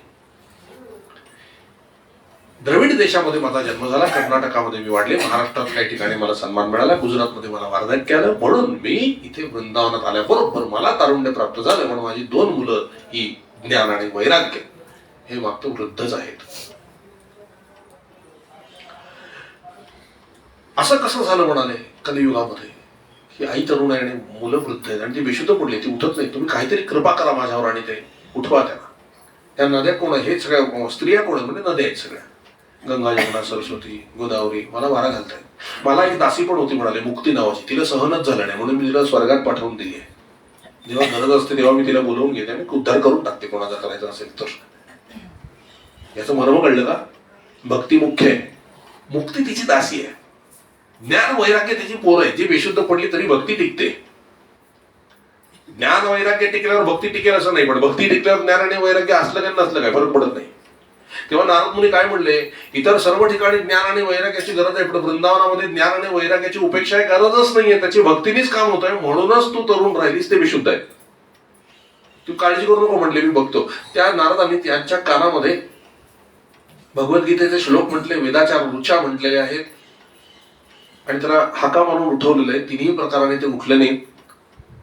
शेवटी आकाशवाणी झाली, संतांना मार्ग विचारा म्हणून नारद मुनी संतांना मार्ग विचारायला निघाले. तेवढ्याच सनकादिक मुनी त्यांना भेटले आणि सनकादिक मुनींनी सांगितलं की श्रीमद भागवत कथा सप्ताह यज्ञ कर म्हणजे त्यांना जाग येईल. तेव्हा नारद मुनींनी त्यांना साष्टांग दंडवत घातलं आणि सांगितलं की महाराज, आपण कथा करण्यामध्ये कुशल आहात, आपणच भागवताची कथा करावी. म्हणून त्या हरिद्वार जवळ आनंद नावाच्या घाटावरती तिथे सनकादिक मुनी बसले, नारदांना मुख्य श्रोता केलं आणि भागवताची पोथी उघडल्याबरोबर ज्ञान वैराग्य आणि भक्ती आणि मुक्ती सगळे चिरतरुण होऊन समोर पहिल्या रांगेत येऊन बसले. अनेक ऋषी आलेले होते, पहिल्या रांगेत येऊन बसले. नारदांनी प्रश्न केला की अजून फक्त पहिलंच पान आपण उघडलेलं आहे आणि तरी सुद्धा या चौघांना एकदम तारुण्य कसं काय मिळालं? तेव्हा सनकादिक मुनी असं म्हणाले की ज्ञान वैराग्य भक्ती आणि मुक्ती या पोथीतच आहेत, उघडल्याबरोबर म्हणजे कथेतच आहेत, उघडल्याबरोबर चारही प्रगट झाले. म्हणजेच भागवताने तुम्हाला ज्ञानही मिळेल, मुक्तीही मिळेल, भक्तीही मिळेल आणि वैराग्यही मिळेल, चारही गोष्टी मिळतील असा त्याचा भावार्थ आहे. आणि मग संपूर्ण भागवत कथा झाली आणि अतिशय आनंद झाला. शेवटचा दिवस झाल्यानंतर सगळे नाचू लागले, तिथे नृत्य करू लागले. गरुडावर बसून चतुर्भुज भगवान, नीलवर्ण श्यामवर्ण भगवान श्रीहरी सुद्धा तिथे प्रगट झाले. तेही भक्ती बरोबर नृत्य करू लागले, सर्व लोकांबरोबर नृत्य करू लागले. अनेक विमानं आली आणि सगळ्यांना घालून ते पुन्हा वैकुंठामध्ये निघून गेले. पुन्हा शौनक महर्षी सुजीला विचारतात की भक्तीला नवनिर्माण कशी झाली भक्ती, ज्ञान वैराग्य हे मला कळलं, पण अजून एखादं उदाहरण मला महात्म्य सांगा, कलियुगात काही असं घटना घडलेली आहे का भागवतानी ज्याचा उद्धार झालेला आहे? झालेला आहे म्हणाले. तुंगभद्रा नदीच्या काठी एक छोटस गाव, तिथे आत्मदेव नावाचा ब्राह्मण, त्याची बायको धुंदुली. दोघंही फार श्रीमंत, दानधर्म करणारे, व्रतवैकल्य करणारे, उपास तापास करणारे, पण त्यांना संतती नाही. त्यामुळे ते अतिशय दुःखी. म्हणून जीव देण्याच्या उद्दिष्टाने हा जाऊन तिथे बसला नदीच्या काठी. आत्मदेव आत्महत्या करायच्या दृष्टीने जाऊन बसला. तिथे एक साधू आला. साधूचे पाय त्याने धरले आणि साधूला विनवणी केली की मला काही करून पुत्र सत्ता संतान उत्पन्न होईल असा आम्हाला तू वरदान दे. साधू म्हणाले, ज्यांना मुलं आहेत ते सुखी आहेत असं नाही, सगळे अडचणीतच असतात. तुला नाही आहे ते तुझं नशीब समज. भगवंत प्रत्येकाला ती परिस्थिती देतो ज्याच्यामध्ये ते व्यवस्थित राहू शकतील. आपणच त्याच्या बाहेर जाऊन काहीतरी मागत बसलो की ते आपल्या नुकसानाला कारणीभूत होतं. तुझ्या नशिबामध्ये 7 जन्म हे नाहीये, पुत्रयोग नाहीये, आणि तू जर ते हट्टाने मागितलंस तर तुझं प्रचंड नुकसान होईल. जसं सगल राजाचं झालं, 100 पुत्र मेले त्याचे. चित्रकेतू नावाच्या राजाचं पण नुकसान झालं म्हणाले, मुलगा मेल्यानंतर त्याला दुःखच झालं. तसं तुझ्या नशिबात जे नाहीये ते जर मागितलंस, विधिविधान पालटण्याचा प्रयत्न केलास तर तुलाही प्रचंड दुःखाला सामोरं जावं लागेल. माझं ऐक, हे मागू नको. म्हणजे नाही ते काही करा, तुम्ही संत आहात, तुम्ही प्रारब्ध नष्ट करू शकता, तुम्ही कृपा करा आणि मला संतान प्राप्तीचा उपाय द्या.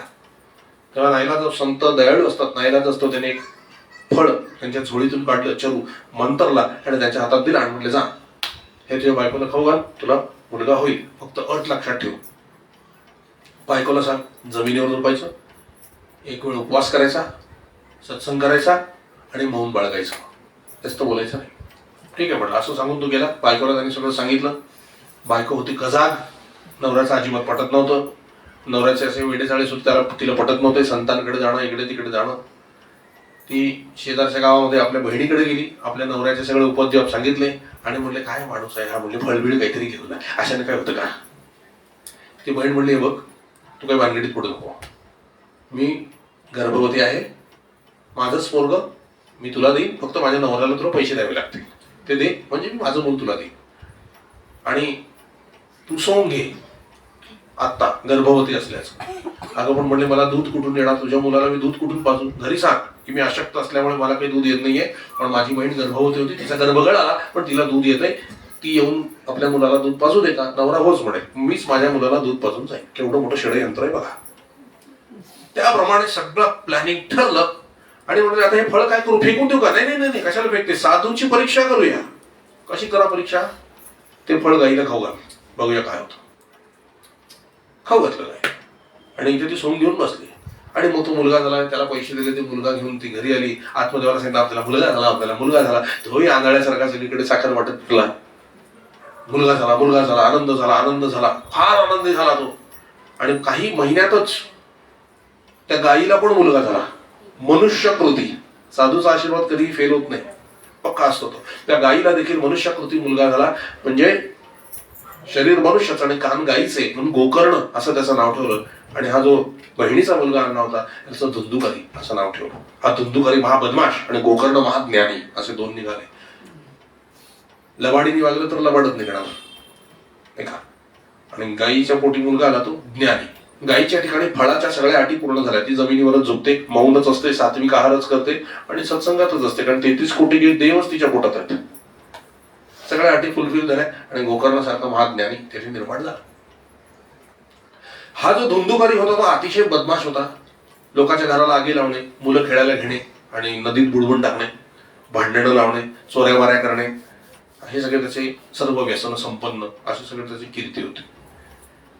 एक दिवस त्याने वडिलांना भरपूर मारलं आणि त्यांच्याकडे सगळे पैसे घेऊन गेला. प्रत्येक थोबाडीत खात असताना त्या साधूची आठवण होत होती. विधी लेखाच्या विरोधात मागितलंस ना, संसारात सुख नाहीये, संसारात सुख नाहीये, संसारात सुख नाहीये, हे त्याला वाटत होतं थोबाडीत खाताना. किती थोबाडीत खाल्लं तरी पुष्कळ नाही होत काही समजत लोकांना, पण ते त्याला समजत होतं का दुःख आहे, दुःख आहे, दुःख आहे. रडत होता आणि रडून शेवटी गेला गोकर्णाकडे की अरे बाबा मला काहीतरी सांग, माझ्या मुलाने मला मारलंय. त्यामुळे बाबा त्या साधूने सांगितलं होतं तुम्हाला संसारात सुख नाही. याला कसं माहिती? आत्मज्ञान. त्या साधूने सांगितलं होतं तुम्हाला संसारामध्ये सुख नाही, मग कशाला हे करत बसलात, मुलगा मागत बसलात. पण असू दे, जे झालं ते झालं म्हणाले. कोण कोणाचा मुलगा आणि कोण कोणाचं काय. प्रत्येक जण कर्म धर्म संयोगाने एकत्र येतात. आपल्या जवळ असलेला आपला नवरा, मुलगा, बहीण, भाऊ, सासू, सासरे, आत्माच आहे सगळं. परंतु मागच्या जन्माच्या काहीतरी घेण्या देण्यामुळे, काहीतरी कर्ज बिर्ज असल्यामुळे सगळे एकत्र आलेले आहेत. घेणं देणं असल्यामुळे एकत्र आले. ज्या वेळेला घेणं देणं संपतं ना, एक सेकंद सुद्धा एकमेकांबरोबर थांबत नाही, चटकन बाजूला होतो खेळात. लक्षात आलं, घेणं देणं आहे तोपर्यंतच एकत्र होत.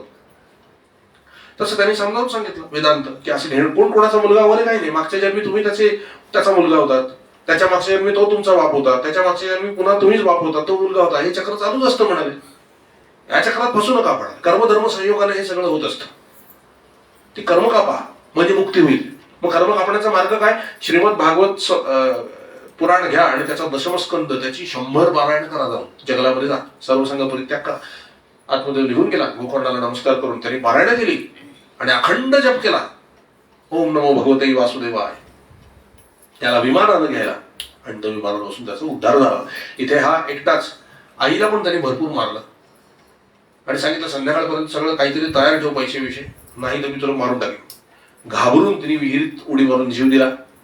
आई वडील दोघंही गेले म्हणतात. गोकर्णही निघून गेला तीर्थयात्रेला आणि हा एकटाच घरी आला. धुंदुकारी एकटाच राहिला. 5 वेश्यांना घेऊन आला आणि त्यांच्याबरोबर तो राहू लागला. त्यांचे सगळे लाड पुरवू लागला आणि पैसा आता कमी पडू लागला म्हणून गाव लुटू लागला आणि त्यांचं पोट भरत होता. पाहिजे ते लाड करत होता. एक दिवस त्या वेश्यांनी विचार केला की हा सगळं धन बाहेरून लुबाडून आणतोय, राजाने जर याला पकडलं तर याला फाशी देतीलच, पण जे धन आहे ते जप्त करेल राजा, त्यापेक्षा आपणच याला मारून टाकूया आणि हे धन तरी निदान आपल्याला मिळेल, हे घेऊन दुसऱ्या गावी पळून जाऊया. बघा, ज्यांच्या करता तुम्ही सगळं करता ना तेच तुमचा घात करतात. तो धुंदुकारी म्हणजे काय आहे? आपण आहोत. आणि त्या 5 वेश्या म्हणजे काय आहे? पंच इंद्रिय, कान, नाक, डोळे, जीभ आणि त्वचा यांचे किती कोड कौतुक आपण पुरवतो. झोपायला कशी गादी पाहिजे ती, त्वचेचे लाड. बघा, त्वचेचे लाड. जिभेच तर काय विचारायलाच नको आहे. डोळे काय पाहायचं असतं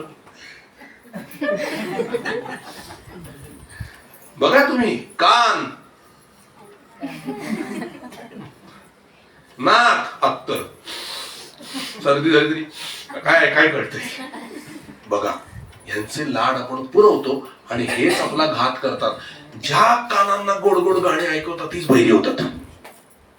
ज्या डोळ्यांना चांगले चांगले दृश्य दाखवतात तेच जातात मोतीबिंदूचे ऑपरेशन करावे लागतात. ज्या जिभेचे लाड करतात तेच तुम्हाला ब्लड प्रेशर आणि डायबिटीस देतात. ज्या त्वचेला तुम्ही एवढा आराम देतात ते तर सुरकुत्या पडतात.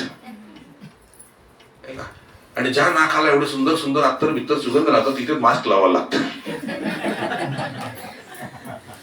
काय ज्यांचे लाड पुरवले त्यांनी घात केला की नाही.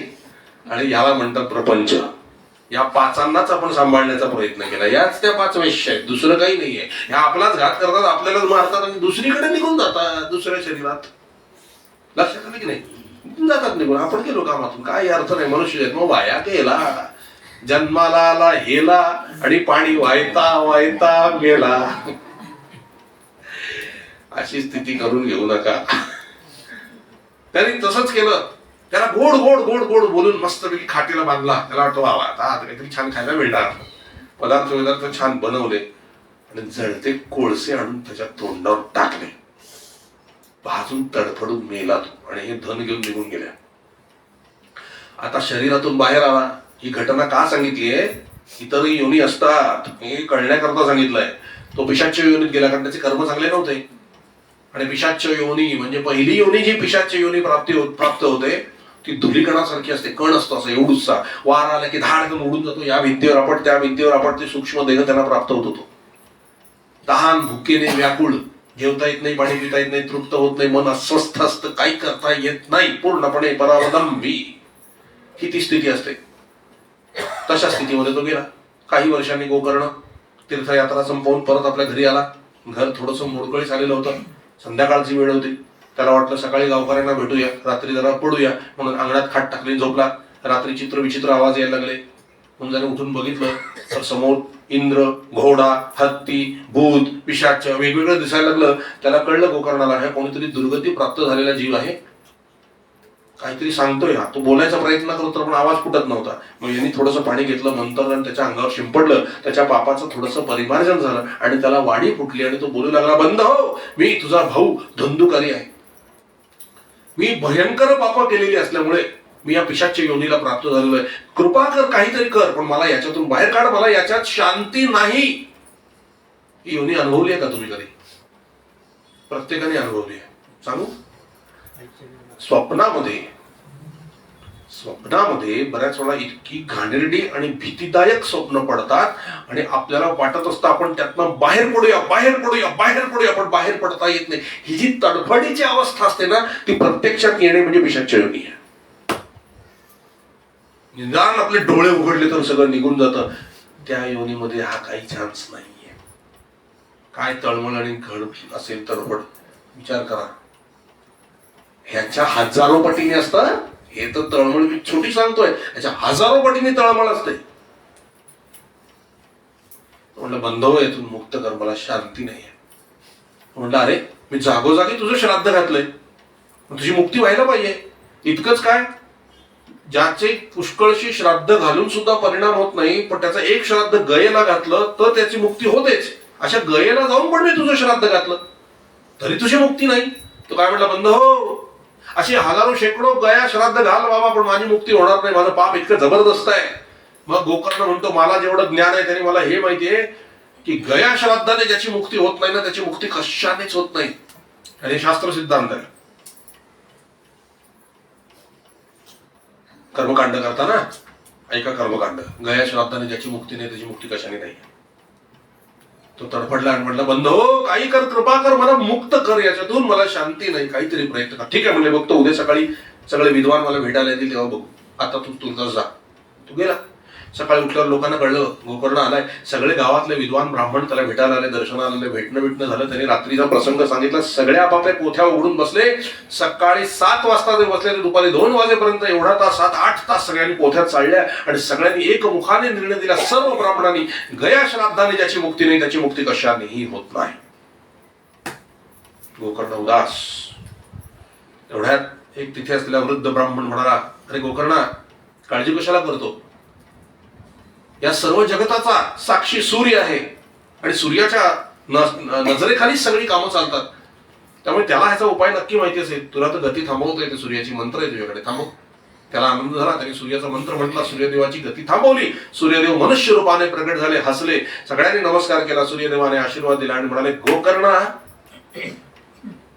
ज्याची मुक्ती कशाने होत नाही त्याची मुक्ती गया श्राद्धाने होते, पण गया श्राद्धाने ज्याची मुक्ती होत नाही, कशानेच ज्याची मुक्ती होत नाही त्याची मुक्ती भागवत सप्ताह यज्ञ केल्याने होते.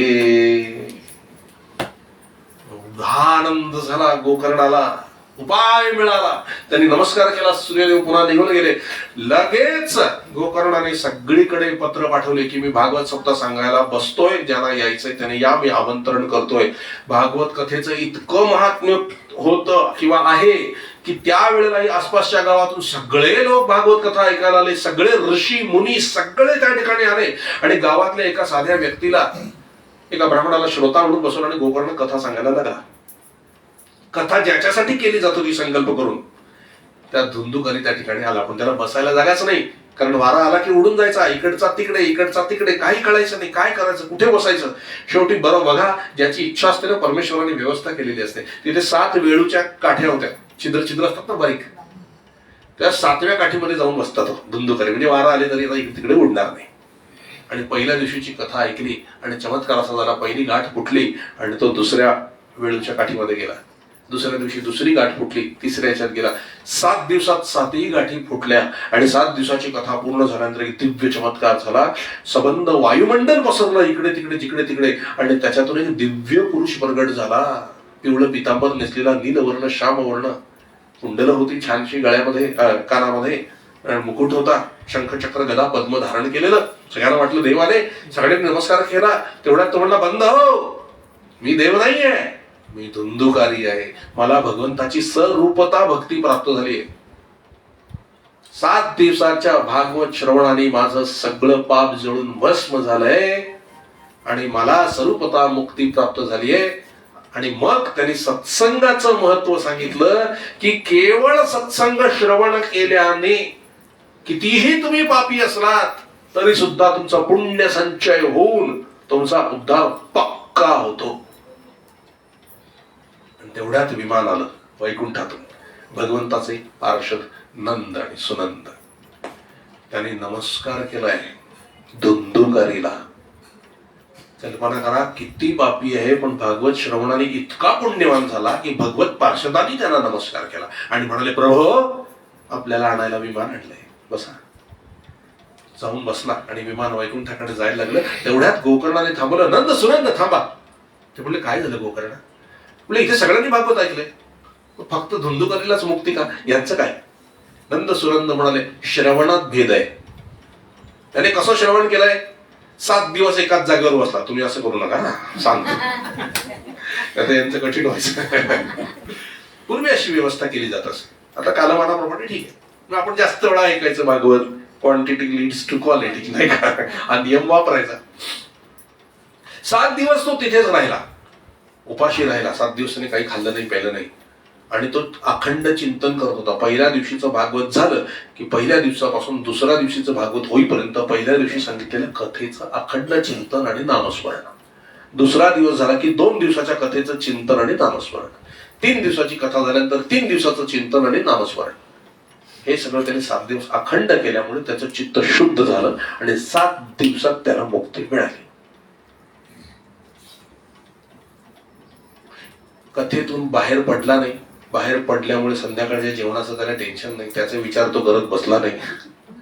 उद्या काय खायचं, परवा काय खायचं, चित्तवृत्ती लगेच कथेतून बाहेर.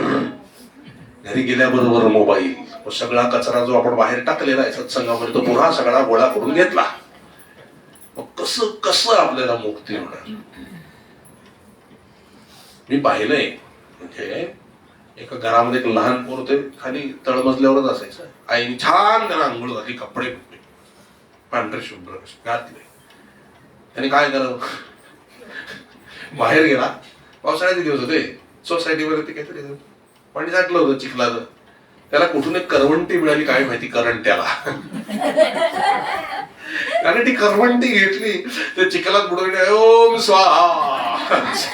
आईने असा जोडलं त्याला तिथे. आता असतो आंघोळ होती ना, आपण पण इथे आंघोळ करतोय भागवताची. आता घरी जाऊन काय चिखलपेक करायची ते बघा, का त्याच अवस्थेमध्ये स्वच्छ राहायचं हे तुमचा चॉईस आहे. स्वच्छ कसं राहता येईल हीच कथा घरी जाऊन सांगा.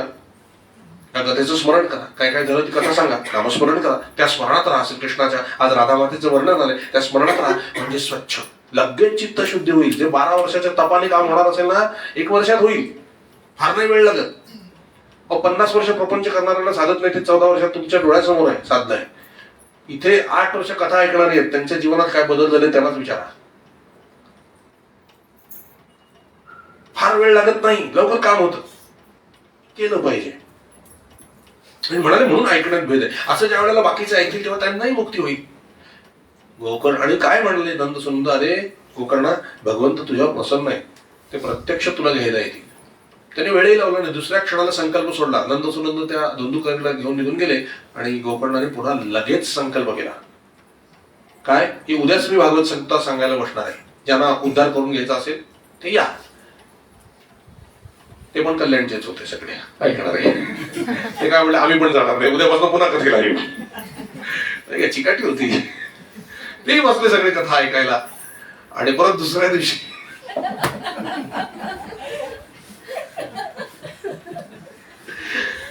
नाही, खरंच चिकाटी हो. मला फार कौतुक करावं वाटतंय. अहो 8 वर्षात एवढ्या कथा सांगून पुन्हा कथा ऐकायला हजरच हो, की चिकाटी लागते, सोपं नाही. 10 वर्ष झाले बघा. खरोखर कौतुक करण्यासारखं आहे, आनंद आहे. म्हणजे असे श्रोते असतील सांगायला अजून छान वाटतं की काय सांगू काय नाही, काय मजा येते. हा, सत्संगाचं महात्म्य खरंच छान आहे, मला फार आवडते. तसे ते पुन्हा सगळे सत्संग ऐकायला बसले आणि गोकर्णाने पुन्हा पहिल्यापासून कथा सांगायला सुरुवात केली. या वेळी मात्र सगळ्यांनी एकाग्रतेने ऐकलं की आता चान्स घ्यायचा नाही, आता जायचंच आहे. सगळे घाबरू नका, तुम्हाला जाऊ देणार नाही कोणाला, लवकर आपल्याला भरपूर कथा करायची आहे. त्यांनी मस्त एकाग्रतेने ऐकायला घेतली कथा. आणि 7 दिवस कथा पूर्ण झाल्यानंतर असंख्य विमानं आली महाराज, आणि या सगळ्यांना हरिरूप प्राप्त झालं. आणि म्हणाले, गोकर्णा तुला न्यायला मी आलेलो आहे, माझी कथा गायलीस ना, सगळ्यांना हरिरूप प्राप्त करून दिलंस ना, हे तुझ्यामुळे आहे म्हणाले. डोळ्यातून पाणी आलं गोकर्णाच्या मुळे. प्रभू, माझी काही पात्रता नाही, आपण कृपा केल्याने हे सगळं झालेलं आहे. भक्तांना उगाच आपण मोठेपणा देता नाही रे म्हणाले. तुम्ही भक्त आहात म्हणून मला लोक विचारतात, काय म्हणतात भगवंत, पहा किती कमीपणा घेतात स्वतःकडे. तुम्ही सगळे भक्त आहात ना म्हणून मला सगळे विचारतात, नाही तर मला ओळखत कोण होतं. आणि मला तरी तुमच्याशिवाय दुसरं कोण आहे, भगवान म्हणतात, मला तरी तुमच्याशिवाय कोण आहे म्हणाले. म्हणून तुम्हाला तुमच्यासाठी किती करू आणि किती नाही असं मला होतं म्हणाले. तुम्ही सगळे माझे आहात, माझं गुणगान ऐकता, कीर्तन करता, भजन करता, सेवा करता, तुम्ही माझे आहात म्हणाले. तळ हाताच्या फोडासारखा मी तुम्हाला जपतो म्हणाले. तुम्ही माझे आहात, भगवान म्हणतात तुम्ही माझे आहात. पण सगळ्यांना भगवंताने हजारो हात वाढवले आणि सगळ्यांना मिठीत घेतलं. बा प्रेम दिलं भगवंताने. प्रत्येक विमानात स्वतःहून बसवलेलं आहे सगळ्या भक्तांना. आणि मग ती हजारो विमानं वैकुंठामध्ये भगवंताने नेली आणि वैकुंठामध्ये ते सगळे स्थायिक झाले. भागवत कथेचा आणि नामस्मरणाचा हा महिमा सूतजी शौनकजींना सांगताय. मग गहिवरले 2 मिनिटं स्तब्धता होती सगळीकडे. ते म्हणाले, प्रभू जितकं ऐकावं तितकं कमी वाटतं. आणखी एखादी कथा आपण महात्म्य सांगावं. त्यावेळेला मुख्य कथा सांगितली परीक्षित राजाची. परीक्षित राजा शिकारीला निघालेला.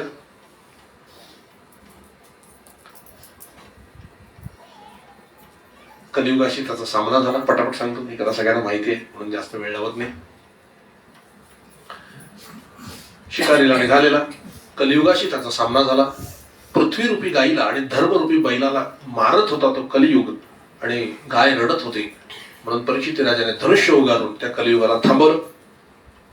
गाईला तिचे पाय परत बसवून दिले, बैलाला त्याचे पाय परत बसवून दिले. गाईला शोकापासून मुक्त केलं, दोघांना जायला सांगितलं आणि मग कलियुगाकडे वळले आणि म्हणाले, तू आलास कशाला इथं? तेव्हा कलियुगाने हात जोडले, म्हणजे राजा परीक्षिती, आत्ता माझा युग चालू होणार आहे, त्यामुळे मी येणारच.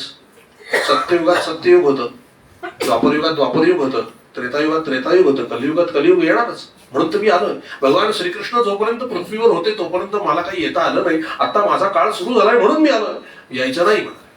परीक्षित राजा काय म्हणले, यायचं नाही. कली, तुझा धर्म लोकांची बुद्धी भ्रष्ट करणं आहे आणि म्हणून तू येऊन काही कामाचा नाही, तू यायचं नाही. ते म्हणले, प्रभू आपण न्यायी राजा असून असं म्हणता, माझा काळ आलेला असून पण आपण येऊ देत नाही आहात मला. अर्थातच आपली इच्छा असेल तर मी येऊच शकणार नाही, कारण आपण शस्त्र उगारलं की मी काही युद्ध करू शकणार नाही आपल्याशी, मी हरेन.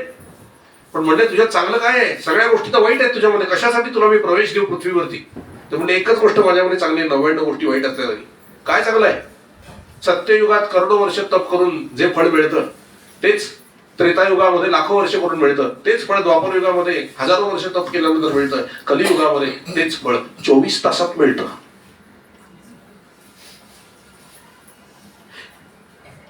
सत्ययुगामध्ये ध्यानाने भगवंताची प्राप्ती होते, ध्यानाने आणि नामाने. त्रेतायुगामध्ये यज्ञाने आणि नामाने भगवंताची प्राप्ती होते. द्वापर युगामध्ये पूजा अर्चादी कर्म आणि नामस्मरणाने माझी प्राप्ती होते. कलियुगात केवळ नामस्मरणाने भगवंताची प्राप्ती होते. हा या युगाचा महिमा आहे. 24 तास जर तुम्ही राम राम राम राम राम राम असं म्हणत बसलात एका खोलीमध्ये, तर 24 तासात भगवंताचं दर्शन आहे पक्क. अनेकांनी प्रयत्न केले, जास्तीत जास्त 17-18 तासापर्यंत लोक जाऊ शकले, त्याच्या पुढे जाऊ शकले नाही. इतकं सोपं नाही. म्हणून भरपूर वर्ष नाम घ्या, भगवंताची प्राप्ती होईल नामाने. आणि आताच मगाशी मी म्हटलं 14-15 वर्षात काम होतं, पुष्कळचं काम होतं. नाही मग तुमची जितकी तळमळ तितकं काम होतं. म्हणून हा कलियुगाचा महिमा आहे. म्हणून म्हणाले, बरेच महापुरुष कलियुगामध्ये जन्म घेण्यासाठी थांबलेले आहेत. कारण ते जर का सत्ययुगात जन्माला आले तर त्यांना खूप तपश्चर्या करावी लागेल भगवंताची प्राप्ती करण्याकरता. त्रेतायुगात आले तर यज्ञयाग करत बसावे लागतील. द्वापर युगात आले तर पूजा अर्चादी कर्म करावी लागतील, बरेच वर्ष लागतील. पण कलियुगामध्ये 24 तासात भगवंताची प्राप्ती होईल म्हणून ते थांबलेले आहेत. कलियुगात वाट बघत आहेत की मी कुठे जन्म घेऊ, पण त्यांना जन्म घ्यायला योग्य कूसच मिळत नाही, तपश्चर्या असलेली, म्हणून ते जन्म घेत नाहीत. ज्या वेळेला त्यांना वाटेल की योग्य कूस आहे, पटकन जन्म घेतील, अशांच्या पोटी संत जन्माला घेतात. पण कलियुग इतकं भयंकर आहे, ह्या संतांना जन्म देणाऱ्या माता वेगळ्याच असतात हो. आताचे माता पितात, खातात पितात, सगळं उद्योग करतात. ते काय काय भगवंत प्रगट होईल तिथं. बरं, प्रत्येकाला वाटतं संत निर्माण व्हावा तो शेजारी, आपल्या घरात नको, ते भानगडच नको नाही का. छत्रपती शिवाजी महाराज जन्माला यावे ते शेजारी, आपल्या घरात नको, असं लोकांना वाटतं. काय त्या जिजाऊ माता धन्य असतील, छत्रपती शिवाजी महाराजांसारखा महात्मा जन्माला आला. महाराष्ट्राचं परम भाग्य आहे. छत्रपती शिवाजी महाराज आपल्या महाराष्ट्रात आले, महाराष्ट्र राज्य त्याने निर्माण केलं. खरोखर भाग्य आहे महाराष्ट्राचं. असं दैवत महाराष्ट्राला मिळालं, सुंदर असं. म्हणून कलियुगामध्ये किमान जे आध्यात्मिक आहेत मुलं मुली, त्यांनी तरी विचित्र खाऊ नये, विचित्र पिऊ नये, सात्विक भाव ठेवावा, तर परमेश्वर सुद्धा जन्म घेईल, संत सुद्धा जन्म घेतील. त्याच्यासाठी हे सगळं करायचं. जगणंच मुळात भगवंतासाठी पाहिजे, म्हणजे भगवंत येतो महाराज, नाही का. हे कलियुगाचं महात्मा सांगितल्यावर परीक्षित राजा म्हणला, बरोबर आहे, चान्स संधी तर दिली पाहिजे, चान्स तर दिला पाहिजे. पण तुला ठीक आहे, तुला मी डायरेक्ट प्रवेश देणार नाही मुळीच, तुला मी काही ठराविक ठिकाणं सांगतो, त्या ठराविक ठिकाणीच तू राहा. तू त्यांनी ठिकाणं सांगितली. जिथे जुगार खेळला जातो तिथे तू राहा, जिथे मद्यपान केलं जातं तिथे तू राहा, जिथे व्यभिचार केला जातो तिथे तू राहा, जिथे हिंसा केली जाते तिथे तू राहा. तो म्हटलं, महाराज आपण सगळी वाईटच ठिकाणं दिली, एक तरी चांगलं ठिकाण द्या. ठीक आहे म्हणजे सुवर्णात राहा, सोनं पैसा प्रॉपर्टी. त्या 5 गोष्टीमध्ये कली बसलाय आणि म्हणून बुद्धी भ्रष्ट होते. जिथे मद्यपान असतं तिथे बुद्धी भ्रष्टच झालेली दिसेल तुम्हाला. कोणीतरी बुद्धिमान माणूस दिसेल का तुम्हाला त्याच्यामध्ये? सगळे बुद्धिभ्रष्ट झालेलेच असतात. जिथे मांसाहार केला जातो बुद्धिभ्रष्ट झालेले, आक्रस्ताळलेलेच असतात, तापलेलेच असतात ते. जिथं व्यभिचार चालतो तिथे तर बघायला सोयच नाही, विचित्रच असतात सगळे बुद्धिभ्रष्ट. हिंसेमध्ये कुणाला विवेक असतो का? काय हिंसा करतात नाही का? परवाच कोणतरी बातमी दाखवली, भांडण चाललं होतं, नवरा बायकोचं पहिल्या मजल्यावर राहत होते म्हणले, आणि ते काठी काढली मारायला आणि धावला तो मारायला. नेमकी मागे गॅलरी होती, बायको खाली वाकली आणि हा गॅलरीतून बाहेर. सकाळचा कुठचा पेपर होता त्याच्यात बातमी आली. मी वाचत नाही पेपर, हे मला सांगणारे असतात, मला बरं पडतं मग कथेमध्ये ते सांगायला. काय हिंसर, काय विवेक आहे का? पडू आपण का काही होईल वाचलं, काय काय संबंध नाहीये. हिंसा काही नाही, बुद्धी भ्रष्ट इतकं खालच्या थराला की मारामारी घरामध्ये. सात्विकता कुठे गेली? एज्युकेशन कुठे जातं अशा वेळेला? मोस्टली एज्युकेटेड लोकच असं भांडतात असं ऐकलंय मी अलीकडे, नाही का? ते बाकीचे परवडतात, ते गप्प बघत बसतात. सगळं काय करणार? त्यातलं एज्युकेशन महाराज, अज्ञानच सगळं. ज्ञानी कोण होतं? अत्री महर्षी आणि अनुसूया माता. अनुसूया, असूया, कोणाही बद्दल तिच्यामध्ये असूया नाही, अशी अनुसूया. काय विवेक आहे कुठे? किती ज्ञानी होती ही माणसं, शिकलेली. तसं पाहिजे. असो, अध्यात्मविद्या असती ती खरी. त्याला वाटलं याला संधी दिली पाहिजे, कोणी 5 ठिकाणं दिली सगळीकडे. आणि सुवर्ण असलं, सोनं असलं, पैसा असला, प्रॉपर्टी असली की बुद्धी भ्रष्टच असते. कारण पैसा सोडावासा वाटत नाही, याच्यातच त्याचं गमक आहे. तिथे ही सगळी बुद्धी भ्रष्ट झालेली असते. म्हणून वारकऱ्यांना जेव्हा माळ घालतात ना, तेव्हा या अटी टाकल्या जातात. माळेला अटी आहेत वारकऱ्यांमध्ये. काय? जुगार खेळू नये, मद्यपान करू नये, मांसाहार करू नये, व्यभिचार करू नये, हिंसा करू नये, आणि जे मिळेल ते कष्टाने मिळेल त्यात समाधान मानावं, पैसा प्रॉपर्टी जास्त गोळा करत बसू नये. मग माळ घालतात. आपलं परमधन राधा आहे, परमधन राधा राधा राधा राधा, बाकी नाही. ठीक आहे म्हटला, सुवर्ण तर सुवर्ण. फसला राजा, त्याला कळलं नाही, भोळा होता तो, कळलं नाही. त्याचा मुकुटच सोन्याचा होता, कलिप्रवेश मुकुटामध्ये. आणि जाताना थकलेला होता म्हणून एका शमीक महामुनी नावाच्या ऋषीच्या आश्रमावर गेला. ते समाधीमध्ये होते, त्यांना 3-4 वेळा खायला प्यायला मागितलं पण दिलं नाही, म्हणून नमस्कार करून निघत होते. तोच त्या डोक्यातला बुद्धिभ्रष्ट झालेला केलेला कली म्हणाला, अरे तो राजा, तो साधू नाहीये, तो डोंगी आहे, तू राजा आहेस, तुला त्यांनी नमस्कार केला पाहिजे, तो तुला काही उत्तरं देत नाहीये, तुझा केवढा अपमान आहे. हा अहंकार जागा करणं कलीचं काम आहे. राजाचा अहंकार जागा झाला, तो विचित्र काहीतरी बडबडला त्या साधूला, आणि बाजूला असलेला मेलेला साप धनुष्याच्या टोकाने उचलला आणि त्याच्या गळ्यात घातला आणि विकट हास्य करत घरी निघून गेला. घरी आल्यानंतर मुकुट बाजूला ठेवल्यावर त्याला कळलं की आपल्याकडनं काय कृत्य घडलं, असं आजपर्यंत झालेलं नव्हतं. आणि साधू संतांची निंदा करणं हे मृत्यूला आमंत्रण आहे. पक्का ज्यांनी साधू संतांचा अपमान केलाय त्यांची लक्ष्मी उठ जाते, आयुष्यही कमी होतं. इथे त्या शमीक महामुनींचा मुलगा शृंगी नावाचा ऋषी नदीवर खेळत होते. त्याच्या मित्रांनी बातमी दिली की तुझ्या वडिलांचा असा अपमान झालाय. त्याने मागचं पुढचं काही बघितलं नाही, डायरेक्ट पाणी घेतलं आणि शाप दिला, ज्या कुठल्या राजाने असं कृत्य केलं असेल आजपासून बरोबर 7व्या दिवशी त्याला तक्षक नागाचा दंश होतो मरेल. मग शमीक महामुनींकडे तो रडत रडत आला. शमीक महामुनींनी विचारलं की अरे तू हे काय केलंस? आपण साधू क्षमाशील वृत्तीचे असतो, असं करता कामा नये. तू एवढं मोठं कृत्य करून बसलास, आता मला त्या राजाला सांगितलं पाहिजे. ताबडतोब शमीक महामुनी उठले, राजाकडे गेले आणि परीक्षिती राजाला सांगितलं माझ्या मुलाने तुम्हाला असा असा शाप दिलेला आहे. पटकन परीक्षिती राजा म्हणाले बरं झालं, मी माझ्या पापातून मुक्त झालो, पुन्हा जन्म घ्यायला लागणार नाही. त्यासाठी म्हणले मला अडचण एकच होती, मला आतापर्यंत असं वाटत होतं की आतापर्यंत राज्य करावं आणि म्हातारपण आलं की परमार्थ करावा, पण म्हातारपण येतच असं नाहीये. काय सांगता येतं, कधी काळ झडप घालीन. आणि आता बघा म्हणाले 7 दिवसावर मृत्यू आहे. हजारो करोडो वर्ष तपश्चर्या करत बसलेल्यांना भगवान श्रीहरीची प्राप्ती नाहीये, 7 दिवसात आता मला काय प्राप्त होणार? तेव्हा शमीक महामुनी म्हणाले साधू नेहमी समाधान करण्यात एक्सपर्ट असतात. आणि काय सांगितलं, आमच्याकडे उद्याचा दिवस आहे की नाही माहित नाही, तुझ्याकडे 7 दिवस आहे ते तुला माहिती आहे, काहीतरी करू शकतोस. काय करू? जाऊन बस संतांच्या संगतीत, उद्धार पक्का. सत्संग कर, दुसरं काही नाही. सत्संग कर. सर्वसंग परित्याग केला आणि आपला मुलगा जन्मेजय त्याला राज्यावर बसवलं. परीक्षित राजा निघून गेले सत्संग करण्यासाठी आणि पुन्हा त्या आनंद नावाच्या घाटावरती तिथे आले आणि बसले साधू संतांच्या जवळ. साधू संतांनी विचारपूस केली आणि सगळ्यांनी भगवंताला प्रार्थना केली. शुक महामुनी प्रगट झाले आणि म्हणाले, मी तुझ्यासाठी आलोय, तुला भागवत सांगतो, तुझी मुक्ती नक्की होईल. 7 दिवसात सबंध भागवत सांगितलं. 7व्या दिवशी परीक्षिती स्वस्वरूपामध्ये स्थिर झाले. मी शरीर नाही ही भावना पक्की झाली आणि तक्षक नाग आला आणि विचारलं, मी तुम्हाला दंश करू का? कर म्हणाले. तुझा दंश या शरीराला होणार आहे, मी श्रीकृष्ण आहे.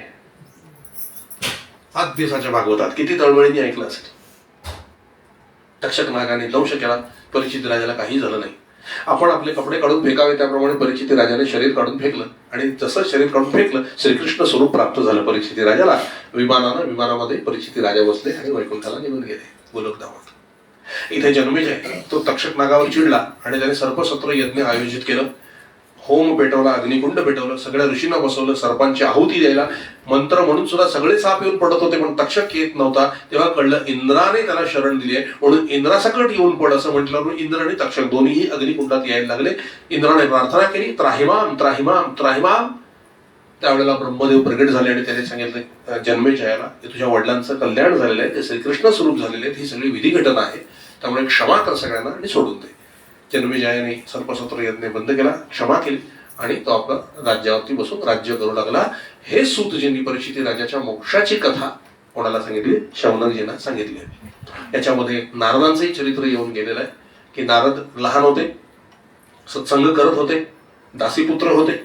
कुठल्या तरी कारणाने त्यांना तसं व्हायला लागलं होतं. साधू संतांमध्ये बसून त्यांना भगवंताच्या कथेची आवड लागली आणि त्यांना भगवंताचं नाम नारायण नारायण असं नाम त्यांना दिलं त्या साधू संतांनी आणि साधू संत निघून गेले. ते सतत नारायण नारायण नारायण नारायण असा जप करू लागले. आई म्हणाली, अरे तू असं करत बसशील, तू मला एकुलता एक मुलगा आहे, माझं पोट कोण भरणार, तुझं पोट कोण भरणार, हे असं नारायण नारायण करून काय होणार. त्याने भगवंतांची काकुळती केली, विनवणी केली नारद महामुनीने आणि म्हणाले, भगवंता माझा हा जन्म तुझ्यासाठी आहे, मी जर हे भरण पोषणाचं सगळं काम करत बसलो दिवसभर तर मला तुझी प्राप्ती कधी होणार, माझी व्यवस्था कर. त्याच दिवशी संध्याकाळी गोठ्यामध्ये गोठा साफ करत असताना नारद मुनींच्या आईला सापाचा दंश झाला आणि त्यांनी त्या क्षणाला तिथे प्राण सोडला. किंचाळल्या त्या. नारद मुनी धावत आले, आईला बघितलं, डोळ्यात अश्रू आले. आई गेली, कळल्याबरोबर रडले आणि पटकन म्हणाले, सुटलो, आता काही नाही मागे, आता नारायण नारायण नारायण नारायण. तिथून जे सोडलं त्यांनी ते नारायण नारायण नारायण नारायण जप करता करता करता करता एका वनामध्ये गेले. वनामध्ये एका झाडाखाली बसले. आपोआप शीतल सुंदर मधुर असा वारा त्या ठिकाणी वाहू लागला. डोळे नासाकरी झाले. आपोआप वीज कडाडल्यासारखा झाला आणि भगवंताचं दर्शन झालं. चतुर्भुज एकदम आनंद झाला, चित्त आकर्षित झालं आणि पुढच्या क्षणाला ते नाहीसे झाले. तेव्हा यांनी एकदम काकुळतीने विचारलं, भगवंता दर्शन दिलं, एवढ्या छोट्याशा क्षणासाठी का दर्शन दिलं, मला अजून तुमचं दर्शन पाहिजे. तेव्हा म्हणाले, नारद आता तुम्हाला या जन्मी माझं दर्शन होणार नाही, आता तुम्ही कथा कीर्तन करा, गावोगावी फिरा, नामस्मरण करा आणि प्रलय काळामध्ये तुमचा हा देह पडेल आणि पुन्हा तुम्ही ज्या वेळेला जन्माला याल तेव्हा माझे पार्षद म्हणूनच जन्माला याल. त्याचप्रमाणे नारद महामुनी नारायण नारायण नारायण नारायण करत सर्व गावांमध्ये फिरून कथा कीर्तन करत असत, भगवंताच्या त्या सत्संगामध्ये राहत असत, सत्संग देत असत, आनंदात त्यांच्या भगवंताच्या स्मरणामध्ये राहत असत. आणि ज्या वेळेला त्यांचा देह पडला प्रलय काळामधून नंतर पुन्हा जेव्हा सृष्टीची उत्पन्न झाली, सृष्टी ब्रह्मदेवाने सृष्टी उत्पन्न केली, तेव्हा त्याच्यातूनच नारद महामुनी भगवंताचे जे पार्षद आहेत त्यांचा जन्म झाला. अशा पद्धतीने ते नारद मुनी म्हणून विख्यात झाले. ही नारद मुनींची कथा पण तिथे आलेली आहे. आज या ठिकाणी पहिला स्कंद संपलेला आहे. उद्या दुसरा स्कंद तिसरा स्कंद बघू, जितका होईल तितका आपण उद्या पाहणार आहोत. वेदांत आहे, थोडक्यात आटपण्याचा प्रयत्न आहे पण ते माझ्या हातात नाही. आता आपण पाहू काय राम करेल ते खरं. झालेली सेवा सद्गुरुचरणी समर्पित करतो आणि येथेच काही काळ विराम होतो. जानकी जीवन स्मरण जय जय राम. विठ्ठल विठ्ठल विठ्ठल विठ्ठल विठ्ठल कुंडलिका वरदे हरि विठ्ठल. श्री ज्ञानदेव तुकाराम पंढरीनाथ महाराज की जय. सद्गुरुनाथ महाराज की जय. जय जय रघुवीर समर्थ. श्री अनंत कोटि ब्रह्मांड नायक राजाधिराज सच्चिदानंद सद्गुरु श्री ब्रह्म चैतन्य महाराज की जय. श्री ब्रह्मानंद महाराज की जय. जय जय रघुवीर रघुवीर समर्थ। जय श्री राम। आता हनुमान चालीसा म्हणून मग आरती करूया।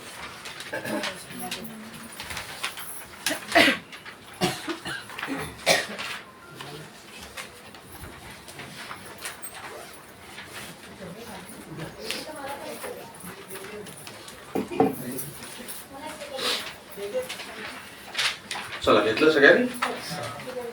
श्रीराम समर्थ। श्री गुरु चरण सरोज रज निज मन मुकुर सुधारी मरनौ रघुबर विमल जसु जो दायक फलचारी बुद्धिहीन तनु जानिके सुमिरो पवन कुमार बल बुद्धि विद्या देहु मोहि हरहु कलेश विकार। जय हनुमान ज्ञान गुण सागर जय कपीस तिहु लोक उजागर रामदूत अतुलित बल धामा अंजनी पुत्र पवन सुत नामा महावीर विक्रम बजरंगी कुमति निवार सुमति के संगी कंचन बरन विराज सुबेसा कानन कुंडल कुंचित केसा हाथ वज्र ध्वजा विराजे कांधे मूंज जनेऊ साजे शंकर सुवन केसरी नंदन तेज प्रताप महाजगवंदन विद्यावान गुणी अति चातुर राम काज करिबे को आतुर प्रभु चरित्र सुनिबे को रसिया राम लखन सीता मन बसिया सूक्ष्म रूप धरि सियहि दिखावा विकट रूप धरि लंक जरावा भीम रूप धरि असुर सहारे रामचंद्र के काज सवारे लाय सजीवन लखन जियाए श्री रघुवीर हर्षि उर लाए रघुपति कीन्ही बहुत बड़ाई तुम मम प्रिय भरतहि सम भाई सरस वदन तुमरो यश गावे यश कहि श्रीपति कंठ लगावे सनकादिक ब्रह्मादि मुनीसा नारद सारद सहित ईसा यम कुबेर दिगपाल जहाते कवि कोविद कहि सके कहाते तुम उपकार सुग्रीवहि कीन्हा राम मिलाए राजपद दीन्हा तुमरो मंत्र विभीषण माना लंकेश्वर भय सब जग जाना युग सहस्र योजन पर भानु लील्यो ताहि मधुर फल जानु प्रभु मुद्रिका मेरी मुख माही जगति लांघि गए अचरज नाहि दुर्गम काज जगत के जेते सुगम अनुग्रह तुम्हारे तेते राम दुआरे तुम रखवारे होत न आज्ञा बिनु पैसारे सब सुख लहे तुम्हारी शरणा तुम रक्षक काहू को डरना आपन तेज समारो आपे तीनों लोक हांकते कांपे भूत पिशाच निकट नहीं आवे महावीर जप नाम सुनावे नासे रोग हरे सब पीरा जपत निरंतर हनुमत वीरा संकट ते हनुमान छुड़ावे मन क्रम वचन ध्यान जो लावे सब पर राम तपस्वी राजा तिनके काज सकल तुम साजा और मनोरथ जो कोई लावे सोई अमित जीवन फल पावे चारों युग प्रताप तुम्हारा है प्रसिद्ध जगत उजियारा साधु संत के तुम रखवारे असुर निकंदन राम दुलारे अष्ट सिद्धि नवनिधि के दाता असवर दीन जानकी माता राम रसायन तुम्हारे पासा सदा रहो रघुपति के दासा तुम्हारे भजन राम को पावे जन्म जन्म के दुख बिसरावे अंत काल रघुबर पुर जाई जहाँ जन्म हरि भक्त कहाई और देवता चित्त न धरई हनुमत से सर्व सुख करी संकट कटे मिटे सब पीरा जो सुमिरे हनुमत बलबीरा जय जय जय हनुमान गोसाई कृपा करहु गुरुदेव की नाई जो सत बार पाठ कर कोई छूटहि बंदी महासुख होई जो यह पढ़े हनुमान चालीसा वो यह सिद्धि साखी गौरीसा तुलसीदास सदा हरिचेरा कीजे नाथ हृदय महमेरा पवन कलय संकट हरण मंगल मूर्ति राम लखन सीता सहित हृदय बसौ सुरभूप सियावर रामचंद्र की जय पवन सुत हनुमान की जय उमापति महादेव की जय जय जय रघुवीर समर्थ। चला आरती घ्या बाबा।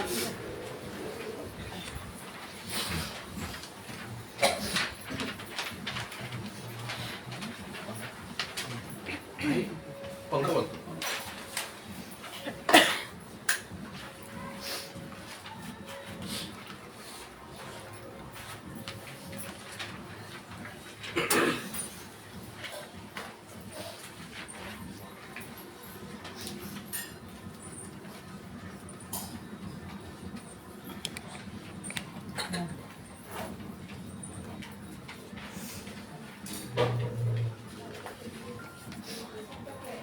श्रीराम समर्थ जय जय भगवंता गुणवंता जय श्री कमलाकांता जय जय भगवंता सुधर्म स्थापाया अवतरसी भूया युगा युगासी निर्दाळुनी दृष्टा निज भक्ता होशी मुक्तीचा दाता जय जय भगवंता बोधामृत व्याया जनते ते निर्मियसी संता ते सात्विक भक्तीने त्वत्पद धरिता होशी मग आकळिता जय जय भगवंता हो वाळिते तुझला प्रेमाने श्रद्धायुक्त मनाने भक्ता कल्पतरू तू असता मग मनी कसली चिंता जय जय भगवंता क्षीरसागर वासी प्रभु असशी लक्ष्मी उभी चरणाशी अनंत नामानी निज भक्ता नाविसी रूप अनंता जय जय भगवंता गुणवंता जय श्री कमलाकांता जय जय भगवंता गोपाल कृष्ण महाराज की जय सद्गुरुनाथ महाराज की जय जय जय रघुवीर समर्थ राधे राधे राधे राधे राधे राधे राधे राधे राधे राधे राधे राधे हरे कृष्ण जय सियाराम. महत्वाच्या सूचना आपल्याला हे ऐकल्यानंतर सुद्धा घरी गेल्यानंतर आपलं आता 8 दिवसांनी युट्यूबला पण येणार आहे आणि आता फेसबुक लाईव्ह चालू आहे. ते लाईव्ह तुम्हाला परत घरी गेल्यानंतर दिसू शकेल. म्हणजे घरी गेल्यानंतर सुद्धा ते ऐकत राहा. म्हणजे सत्संग घडत राहील सारखा जेवढं जास्त सत्संगात राहाल तेवढी बुद्धी शांत आणि स्वस्थ राहील. हे एक.